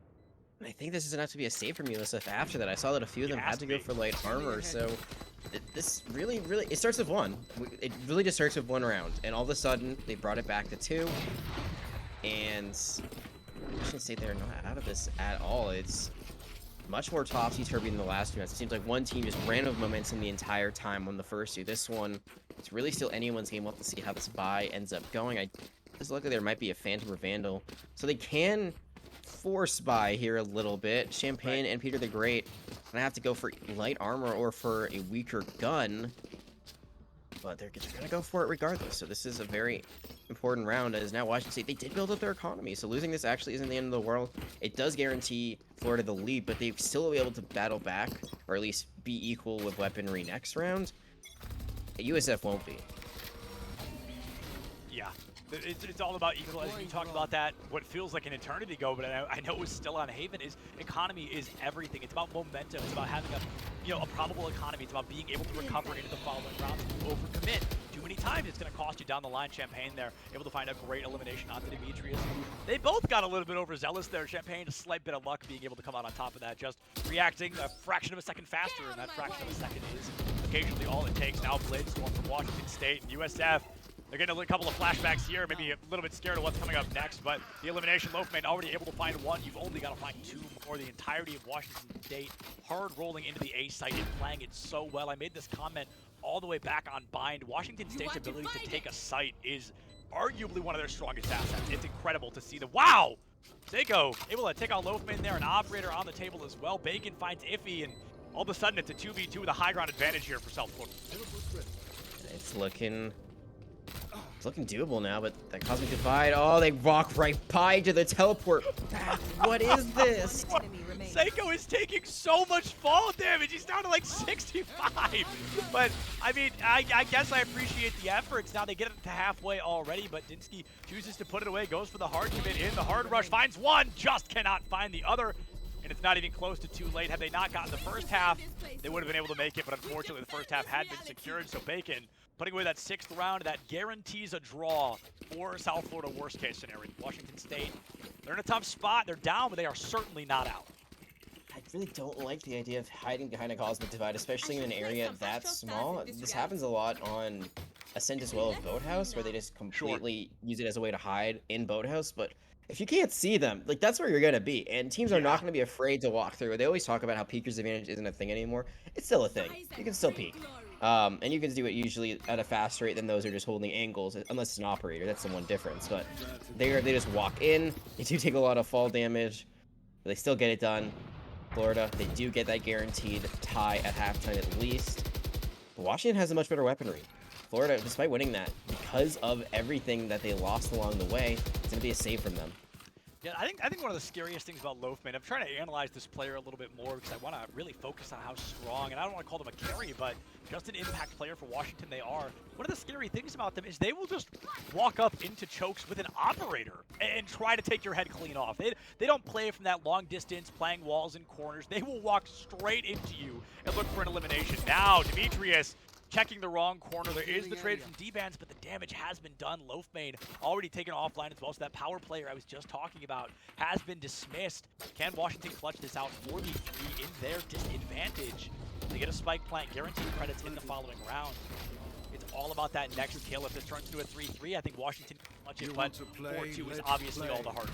This reminds me a lot of Icebox, where there were a lot of plants, but not a lot of wins for Right. Washington State. That time, though, D-Ban's able to get a kill with that ultimate, with that sniper rifle. Not a sniper gun, as I've learned. I mean, they should have this pretty wrapped up, but the fact that they're even in this, now that they're down to, this is disaster. This is a save, and they he found lose it! it. He found the kill onto Kirk, but just didn't have the momentum. Unfortunately, got caught in a 1v3 crossfire. And, you know, a trade when you're the last person left alive, unfortunately, is not going to make waves. It needs to. That one hurts. That one definitely hurts. Washington State's so close, yet, you know, so far away. We're now looking at a 7-3 scoreline. Maybe Washington wins 2 more. They can keep themselves, you know, in a possible turnaround in the following half. But if this turns into, you know, a 9-3, they can only pray on the curse to save them. Is that so funny, right? Just like, please, RNG, like, bless Please RNG, things something that like might that. not be real. Please help us. I'll see how superstitious they are. That's still a possibility. Washington, though, gonna be trying to make sure they probably still want, like, again, like, this is like, you're not gonna be like, oh yeah, let's lose 2 rounds, so that curse comes first. Like, you're gonna be like, we want to win as many rounds as we can. 5-7, easily come back from. But I'm worried as they lose Loafmane, because this is the attacker side. I feel like this is where they should be at their best. Right. The day a team throws rounds to avoid the 9-3 is certainly going to be a sight to behold. But now, like you said, losing Loafmane, losing who I believe is the IGL. I'm not even positive on that. I'm guessing entirely off of play styles, but it truly has seemed to be that way. And losing them that early on, like you said, is going to be severely damaging as we move further into the series. It's gonna be another plant as they continue to get them down. Actually, no, not gonna be a plant. One thing to note is that USF does have 3 ultimates. That's one of them. This Cosmic Divide, very interesting as the Gravity Well comes out. And look at this. Oh my goodness, it's all of USF running on the point. And this is USF almost taking a page directly out of Washington's book, because Washington, they'll find one elimination, they'll find a half, and they'll charge it off the back of it, and it works for Washington every time. We see South Florida using the exact same play against them, doing it just absolutely flawlessly. Now 8-3, best case scenario for Washington is 8-4, but this feels so reminiscent of what we saw earlier with St. John's. It feels reminiscent of what we saw earlier on Icebox, where the beginning of the game is so close, and then somebody just remembers how to play. One of the teams gets a leg up, they kick it up a notch, and they tear the other one apart. This is a nice spot. It's that quick, right? Like, you get the leg up, and all of a sudden, this lead that you've built up, or lead that you don't have, like, one way or another, like, it's just not the way you want it to be. You really wanted to keep it as even as possible. You really don't want to let momentum go the way of your opponent. And it looks like for this one, Washington State, again, they just find themselves on the opposite foot. This is not where they want to be. This is so different than Map 1. Map 1 usually tells you a lot of the signs of how a series would go, and yet, here we are. Map 1, if anything, was just a red herring on how the rest of the series was going to perform before us, because USF, I mean, they were absolutely destroyed on Vine. It was 13-4, and now they find themselves up 8-3 in a map 3. They're able to take away that second map. They go find something. We're tied up in a 4th for a slight health advantage in favor of Washington State. But D-Bands and Loafman, they've got a lot to say about USF walking away with a round win. It's going to be a lot of great momentum already, but both players from USF currently stuck on the high ground. they're going to have to try and find any fraction of an opportunity, a fraction of a distraction to get out of there, or they're probably just going to get wallbanged to death. The spike's already been planted. They're going to have to act one way or another. They need to turn it into a save. They need to turn it into an engagement. Looks like they're going for the engagement, and it looks like it's not working out. Yurden Kirk, the last one left alive. Don't think they've got anywhere to run, nowhere to hide. Trying to find these peaks, but I just don't see you taking a 1v3 like this. 2-1 now, but time's running out. I think that spike's gonna go off. There's not enough time. You get the kills, but you don't get the defuse. And that's 8-4, so that curse not gonna come through. Washington able to find one at the end, but I feel like it's exactly like how it was on Icebox. They were able to find that last round right before the side swap, and it still wasn't enough to get them really back in the swing of things. You'd think that usually like that last round could just be what teeters momentum enough to get things going, to get the comeback started. It wasn't that way on Icebox. It has to be different here on Haven, because this is a 1-1 series, first to 2. Whoever wins here goes to the grand finals, and USF quite a bit closer to booking their ticket. That's actually something we haven't had the chance to talk about yet, is one of these teams has to go from this immediately into grand finals. There is like maybe a 5-minute break at best case scenario, but realistically they are going right up against FSU in just a couple of minutes, whether this ends one way or another. So they've gone the full distance, they've ran the entire marathon up to this point, and then they immediately have to start a series over, and that is gonna be a tough mountain to climb. Of course, you're going up against a team at that point that's undefeated, so both these teams are going in with a deficit no matter who walks away winner here. They go. They're gonna be pounded. No way! What? He just walked all the way up. Straight out though, and it's actually going the other way. I mean, that's a very aggressive play there, a very dangerous one that you're on the losing end of, elimination-wise at least, and it means that as a tagging team, USF, they have to kind of reset their game plan. They're going to be going to go to C, but you can already see the rotation is coming through for Washington State. They're aware that this is coming through. And Demetrius going to taking a very nice angle in the corner. Demetrius, we definitely saw this happen a little bit earlier with Seiko. They were able to find a double, and Demetrius finds a trade. Would have been a lot better if the teams were even, but now they are in an even worse spot. Bacon goes down. It's up to Yurden Kirk to save the day. 1 already down, 2 to go, but he got caught in one of those crossfires, and Washington State puts their 5th round win on the board. If they want to turn this series around, this is obviously the best moment to do that. It was a full economic reset. They win this round. They're statistically expected to win the one happening before us, or, this one that's happening in front of us right now. So let's see if Washington State can keep this momentum forward. It's the round after this I really want to keep an eye on, because that's the statistical expectation where South Florida is supposed to win. So will they carry that momentum away, or has Washington State planted their feet down and they're ready to take this the extra mile? It's going to be quite a few miles. I feel like 1 mile isn't going to be enough. The lead is, getting less and less for South Florida. And it should be 6-8 when all is said and done here, unless USF is able to win in a thrifty fashion. But it's not even this round that I'm concerned about. It's really the next one, because Washington State, they had a lot of chances. A lot of chances on Icebox to bring it back, and they could not. So even with these 2 rounds to start things off, 3 rounds in a row, actually, that could be enough to turn the tide. We'll have to see how it all ends up, though. If Washington can win this one in a bit of a, more hyper-aggressive fashion, if they can win this in a flawless or with 4 players left alive, if they can keep a lot of the util they have right now, that will obviously help them out in the following round, where they're going to be at a fire rate and a weapons disadvantage. However, I feel like no rounds quite yet have really been super dominant. They've been won out by, clutches where only one person's left alive on either team, or, there's only 2v1s, and nobody's really had a dominant round since, I think, the beginning. There was a flawless on the side of Washington State, but ever since then, every round is coming down to the final 2 or 3 members. It really is. I feel like it really depends on who is alive in those final 2 or 3 members, because depending on who it is, what your character has, and their hit, could be a huge difference maker. Yeah, 100%. Speaking of difference makers, Tinsky. Wow! Whoa! Over. Wow! All right, well, I asked for a flawless, I guess, and we certainly got one. Washington State, they're coming in hot there.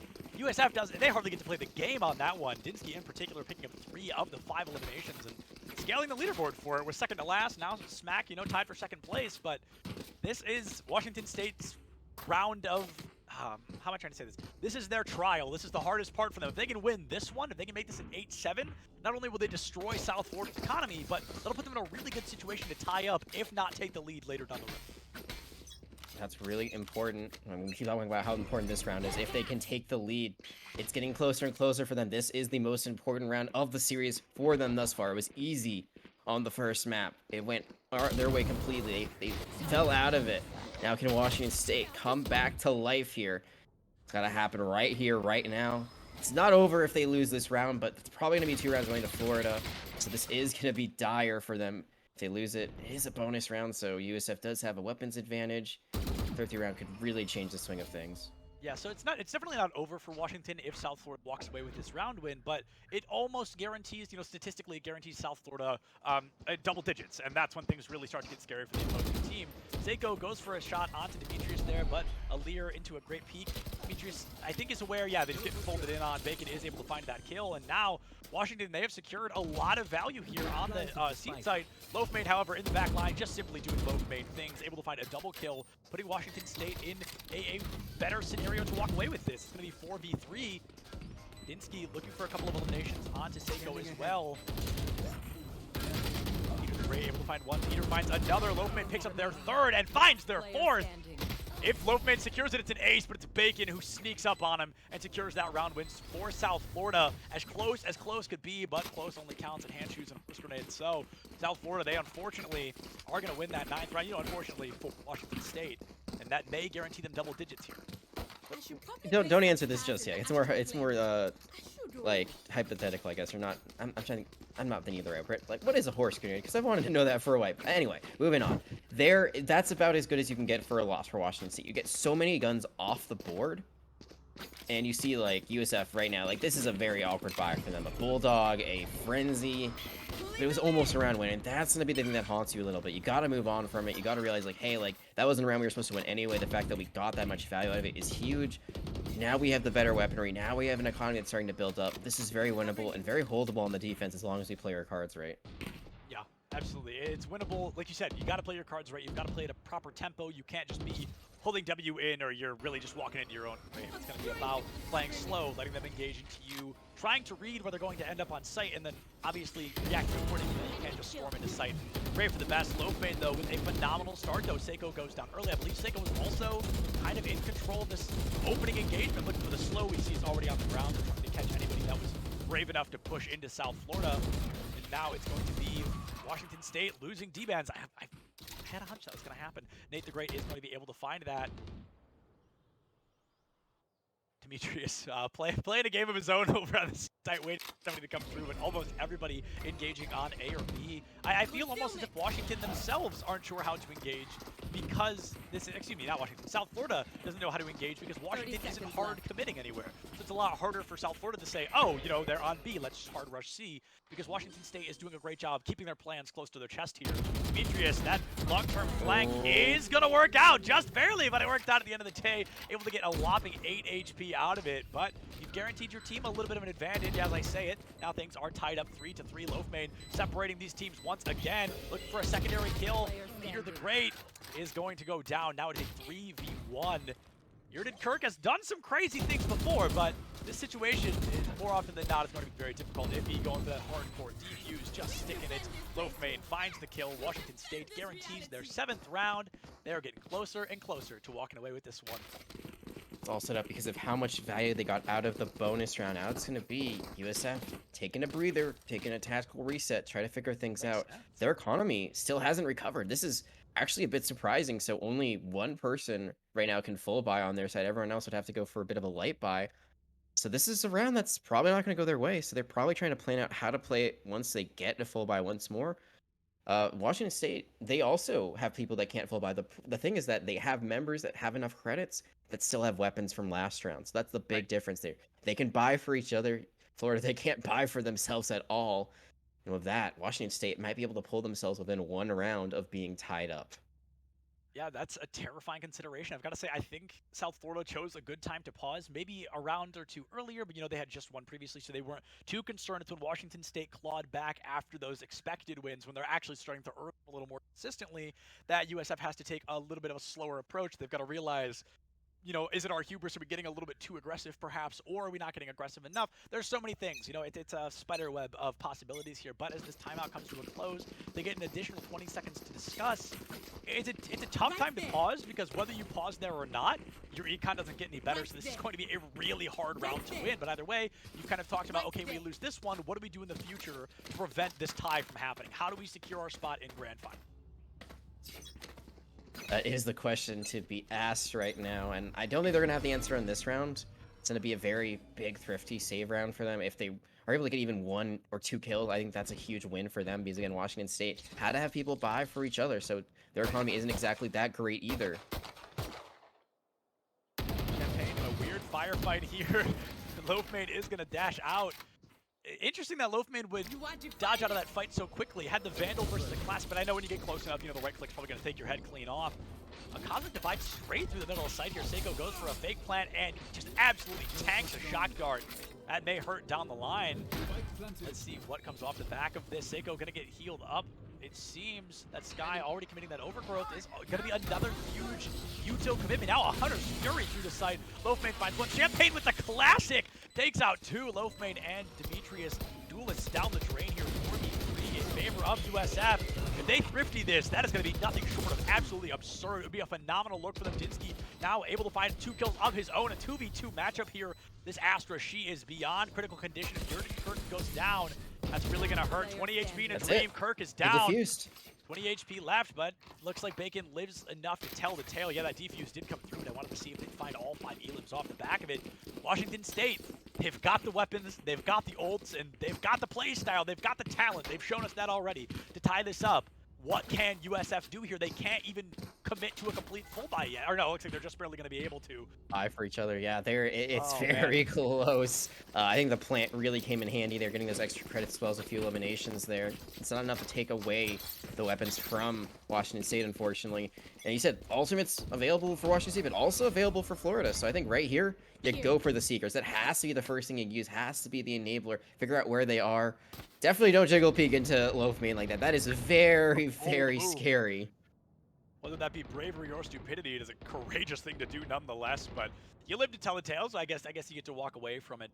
Loafmane in particular, though, doing a great job holding down that C long. And, you know, you gave away, oh, they've got the op on C, but at the same time, you've now forced an entirety of your team into the rest of your teammates, because we see, you know, for the time being, Loafmane was the only one on C site. We see the Reyna rotating around back toward Garage, but it looks like I'm a little worried because Washington is very split right now, and I feel like they haven't been playing a split play style, so this may come down to individual performance here in these upcoming firefights.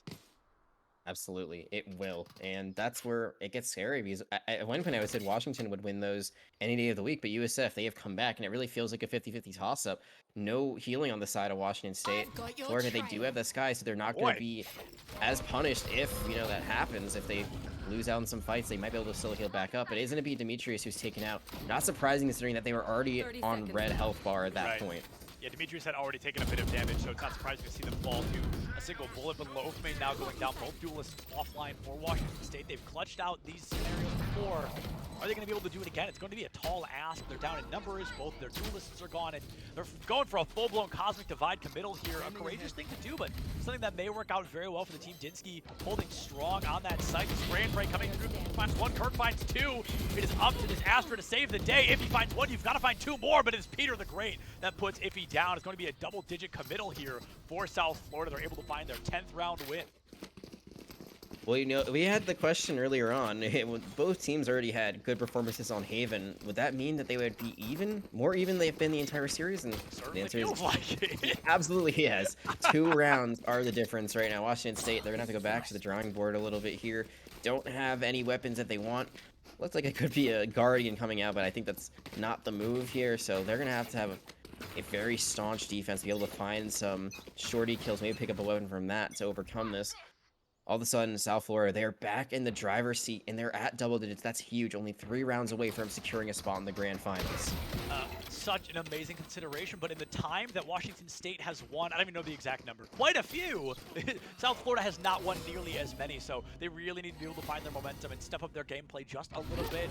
Losing one of your players early, losing two of your players early is certainly not going to help. They get the spike back onto the seaside, but Loafmane, every time Loafmane pulls a Blade Storm, I would literally be running for my life. We're learning why right now. Bacon puts him down, but that is a 3-for-1 trade. I mean, that is a phenomenal scenario for Washington to be in. They've got twice the amount of players that South Florida has right now, and Yurden Kirk, great trigger discipline there, not giving themselves up too early.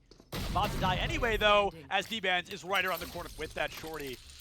It is now up to this Astra to save the day all over again. 2 rounds in a row, we've had an Astra be the last agent left alive, but on the opposing sides. Last time it was Iffy, this time it's Bacon. I'm not sure what Bacon can do here. I think Washington State's going to be able to hit that number 9. I would love to see what the win rate for a save round is for Washington 30 State seconds left. for just a normal save round versus when Loafmane has the Blade Storm, because that Blade my Storm seems to be goodness, the yeah. ultimate weapon. Yeah, it just immediately, like, it doesn't even feel like a save round. It feels like they have everything they could ever need.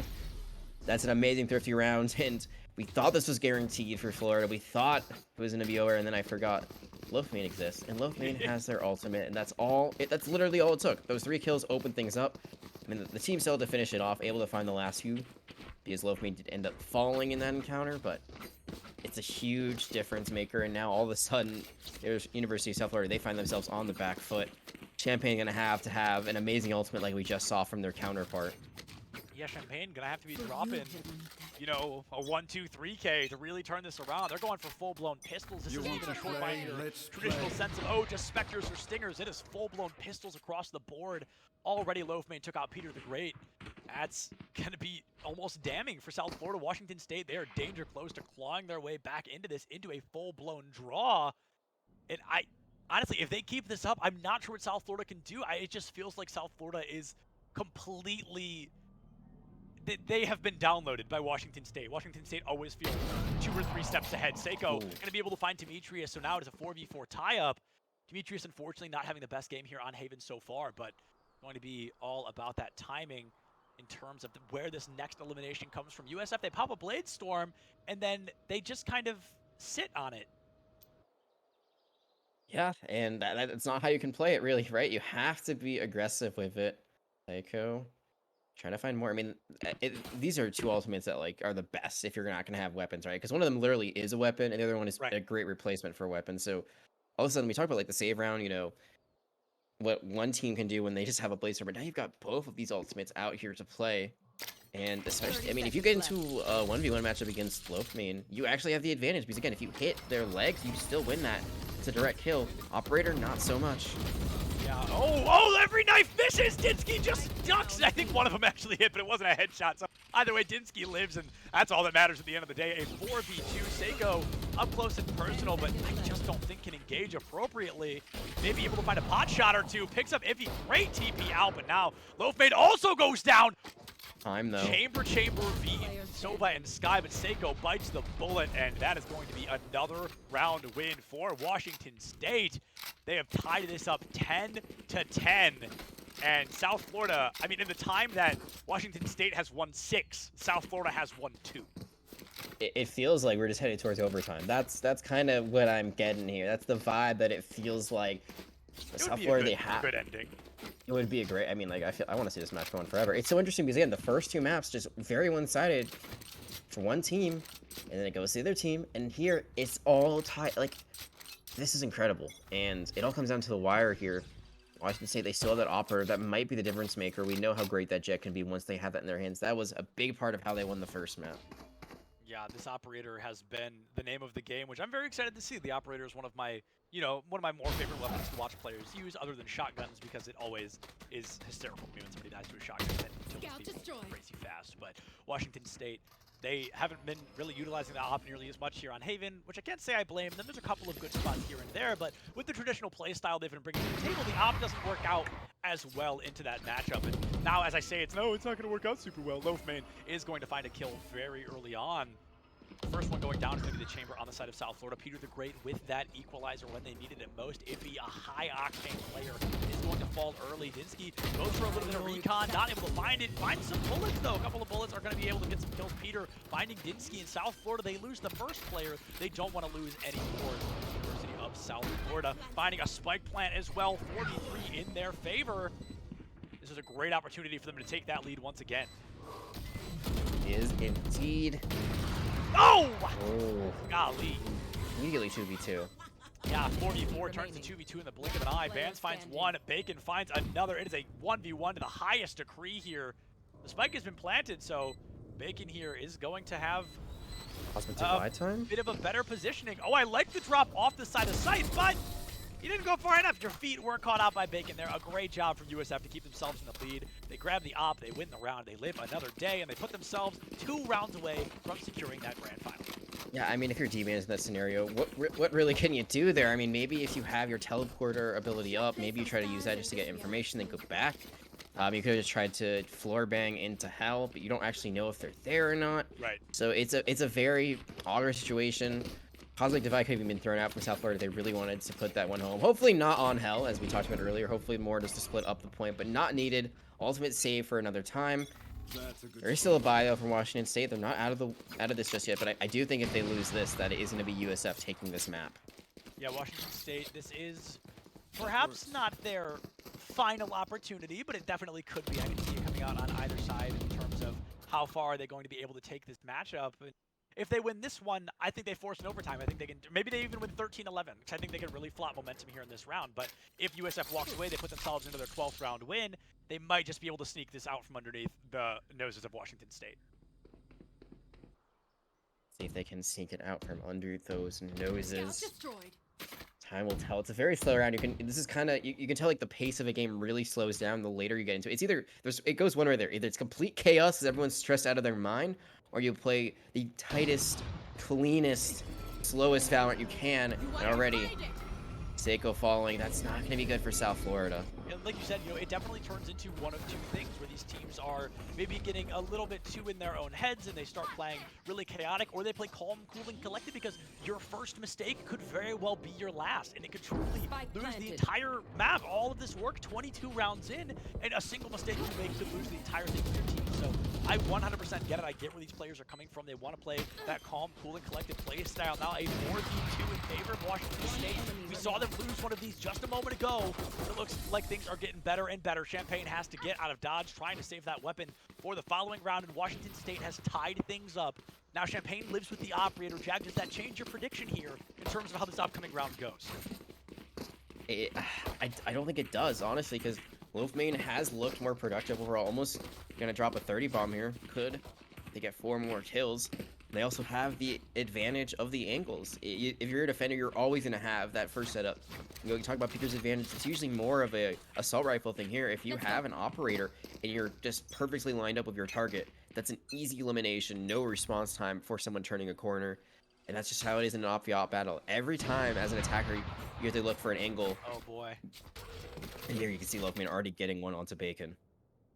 Yeah, Loafmane finding that kill onto Bacon early, looking for one onto Seiko, but Seiko saves their own life, absolutely oblivious to the fact they could have gone down there, but into the B site. I believe the chamber, though, is waiting ever so patiently on said B site. A traded out op kill. Champagne with the wall bang kill onto Dinsky, really going to be able to help this team re-stabilize their momentum and just stabilize their presence here this late in the series. Peter the Great going for a slow rotation up, only a sheriff to his name. That's the type of gun, you get one opportunity, and if you miss the head, you're probably losing the firefight. Oh boy, Champagne able to find Loafmane as well, the top frag, taken out on the side of Washington State. And all of a sudden, they've got to work a lot harder for this 12th round win. USF, they're up 4-3. Yurden Kirk able to find that elimination onto Iffy, one more to give them the player advantage, but just give me 2 more to tie things up. It's going to be Washington State down 4-2. I'd love to say down, but not out. Demetrius able to find one. Seiko planting on the C site right now. So the fight on A completely just unnecessary. So many have gone down for a site they weren't even looking to engage. Seiko going to be able to rotate around. He hears the footsteps are coming. He's going to choose to get out of the way. Interesting. Chooses not to hold that corner. Now, Washington, they are just hard storming in. I think they're about to get killed by the crossfire.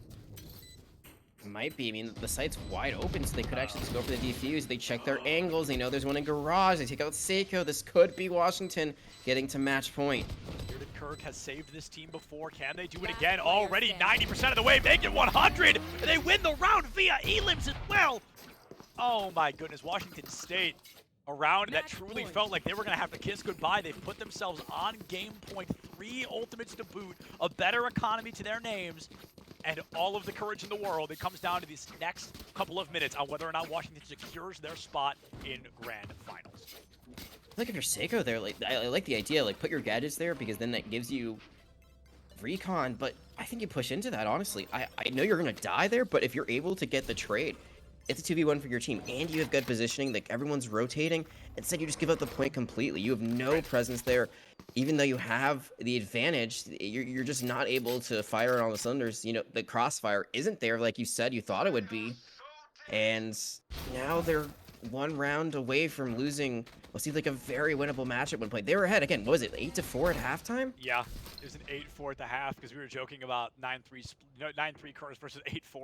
And, you know, Curse or not, it truly feels like Washington just kind of shook it off, right? They looked at every single round as a GG go next. They were able to figure out a couple of weak spots they were capitalizing on, and just they fixed all of them. They sealed up the cracks in their armor and made it that much harder for South Florida to win this. Now, Washington State, they've already committed this Chamber Ultimate, the Tour de Force, I believe is what it's called. I don't actually remember, but they've brought up the Chamber that is what's Ultimate called. either way, and if he's able to find even half a shot, right, gets most of the HP off of somebody, that gives them such an aggressive advantage. But given these smokes to engage, Seiko going to be going in hyper-aggressive. A Hunter's Fury from the heavens from Dinsky here. I don't think he's going to be able to find much with it, but he's able to find something, and that's all that matters.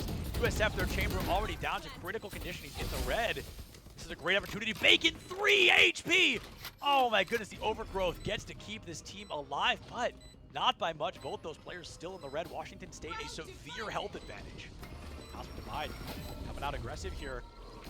Every second counts, and now they've forced USF. They have to push through that divide if they want to try and win this round. Oh, timing. Seiko! That was a great play, honestly. I like the TP. Took 2 out on the way. A 2-for-1 trade almost stabilized. It's going to be 4-3. Demetrius going to find a 2K of their own. Finds 3! Champagne is looking to win that 12 from the Bladestorm is out, and they do it! Overtime. Oh my goodness, forcing the overtime with a phenomenal Bladestorm kill. Washington State so close, yet so far away. And I think South Florida has got to pat their chamber on the back because, by golly, what a way to secure that round with high risk, insane reward. That was incredible. The teleport, just last second, it looked like they were going to be done for sure. Instead, they get all the information they need. The recon is perfectly timed. And Seiko going to make up for what I thought was a mistake, a indecision last time. This time around, they play it perfectly to a T. And now we're in overtime. You got to win by a +2 round differential. Economy continues to reset. Alt-Bank continues to reset. So there's no such thing as good losses in this scenario. Yeah. It's only a loss. Like, it doesn't matter how many you take on your way out. You lose the round, you lose the round. And Washington State, I'm sure they're going to be kicking themselves a little bit. Could have had this game in hand, and now they got to go on the attack once more. Both teams got to be beating themselves up a little bit. I mean, we have been so back and forth here. It was 8-4 at one point. Washington was really walking away. They lost a couple of rounds of their own right. And now we have gone all the way into this overtime. Like Jack mentioned, whoever wins this round has to win the following as well. You've got to win by 2, and Nate the Great, not Nate, why do I keep saying that? Peter the Great, constantly doing a great job keeping South Florida in this. The spike been picked up by Iffy, and they're able to get out of dodge. They live to tell the tale. South Florida, they've got the numbers advantage, and it's almost a 5-3, but winning this one does not secure that grand final spot yet. Like a 3-1-4 right now. That chamber so weak. Doesn't have the ultimate, so they can't play too far back with their 4-day force, as you said before. And Bacon just gonna have to dash off the point. This feels like this is gonna be a battle of rotations more than anything else. It feels like they're trying to outsmart each other, and yeah, you want to make sure that you don't outsmart yourself here, as that spike plane is gonna come in here on C. Everybody's trying to play chess, thinking a couple 2 steps ahead, right? They're thinking too many steps ahead, and they want to make sure they're constantly, you know, they have the advantage over the mental of their opponent. But right now, it feels almost more like a Ring Around the Rosie than any 5v4. Still, of course, in favor of South Florida. Champagne. They go aggressive with the rest of the team. They're going for a hard approach onto site. Going for the spike. They go for the big defuse. That's going to be enough to get one player down. Bacon falls. Oh, Dinsky picks up Jurgen Kirk. Dinsky finds another. Champagne takes out D-Bans, but the damage has been done. We are tied up 2-2. Loafmate finds another one. Peter the Great is down. It is up to Champagne to save the day once again. Washington State, they want this round. Women Champagne wants it perhaps a little bit more. One jet versus the other. The spike is not going to matter, as that is a round win in of Washington State. They only need one more to secure that spot in Grand Finals. See this twice now from both teams. You can't give up C like that. They're just giving up complete control. They think they can play for the retake. The way C is designed, it's very, very tricky to get back onto it. There's everything you could want. Boxes, high ground. Every way in is a choke. Yeah, exactly. There's just so many ways you can approach this, and that's too many ways. Sometimes you want to play checkers instead of chess. I know it's usually the opposite is that saying, but sometimes the simplest way is the best way. And as Loafmate breaks that 30 bomb wide open, Washington State, they are on match point once more. They hold down the fort here. They go on to those grand finals. It's so funny how we're on the same wavelength sometimes. I had just noticed he hit 30, and then you said it. That was very funny. Good timing there. One brain cell we share. We truly do. It bounces back and forth, but it works well enough on occasion if it's a good day. But Washington State, they are one round away. This is of course a full economic reset, so no ultimates from last round, no carryovers, so on and so forth, as the overtime is destined to work. They've also swapped sides as well, so it's a full-blown reset to the highest degree, and the first elimination very well may be the one to truly determine how the remainder of this goes. I like the hold on to Garage here because, as we saw, the spike was actually passed to the Astra, and she instead is going to choose to hold that mid just a little bit longer. Now, for the time being, Washington State is really separated. They're really split up, and that's a playstyle I'm not particularly fond of, especially because South Florida tends to play in duos, if not 3s, 4s, and 5s. So Washington State, they're almost accidentally setting themselves up for fights in which they have the fire rate disadvantage. Yeah, because everywhere except A is like just 1-1-1, so you gotta cover a lot of parts of the map, but if he doesn't get the shots. That's okay though. A 1-1 trade, especially with Champagne going down, because Champagne has been that almost playmaker. I mean, was the playmaker to guarantee this overtime. Almost won the last round single-handedly. Seiko is going to be able to find Loafmate, so now both Jets offline. The plant. They're Only running out of 9 time. seconds left. You've got a plan. The USF may have handed this over. The Astra, she's going to get in. You need 4.5. That may have been a second too late. Oh, There's not enough time. They won. They won. Washington State with a phenomenal win there. USF, they needed to know when to hold them, they needed to know when to fold them, and they needed to know when to walk just a little bit faster. They weren't able to make it in sight on time. They planted out in the open, and they paid the price of their lives for it. By golly, that was a great win from Washington State there, and I'm honestly very excited they've made it to grand finals. Now I don't have to try to juggle FSU and USF. We can focus a little more on the gameplay, but South Florida fought absolute tooth and nail there. They did everything they could have. Washington State just clawed out a little more successfully. Yeah, it looked like the Florida Bowl was so close to happening, and I'm sure USF would have loved that rematch because, again, FSU did beat them during the group stage, but just could not get it done. They had a good trade at the beginning, and then they never really found a way to get back onto the site. They wasted too much time. There was so little time. I was looking at the clock, and I was like, there's no way they get this off. And I think even if they hadn't gone that elimination on the spike planner, I'm not even sure there was enough time to get it planted. So they just could not set themselves up for success. And Washington State battled back tooth and nail. We're down 8-4 at halftime to win 14-12. And now they are going to the grand finals, which I honestly don't know who it's going to be. I mean, I think, honestly, you and I were talking about this. We thought that, again, on paper, USF looks like the stronger team. And yet here we have Washington State going on to take Florida State on in that grand finals. Yeah, this grand finals is certainly going to be a sight to behold. I mean, we've seen both these teams win. Obviously, that's how you make it to a grand finals, but one of them did have a little bit easier of a run. One of these teams is currently undefeated, but we'll talk a little bit more about that when we get back. We're going to throw it to roughly about a 10-minute break. Use this time, folks. Get some water, use the restroom, get some food, but grand finals, I've got a hunch, is going to be an absolutely phenomenal season. Don't want to miss it. We have to skip the interview. We are way behind schedule now due to that map 3 going into overtime and so on and so forth, but we'll be right back. 10 minutes, grand finals. See you in just a couple minutes.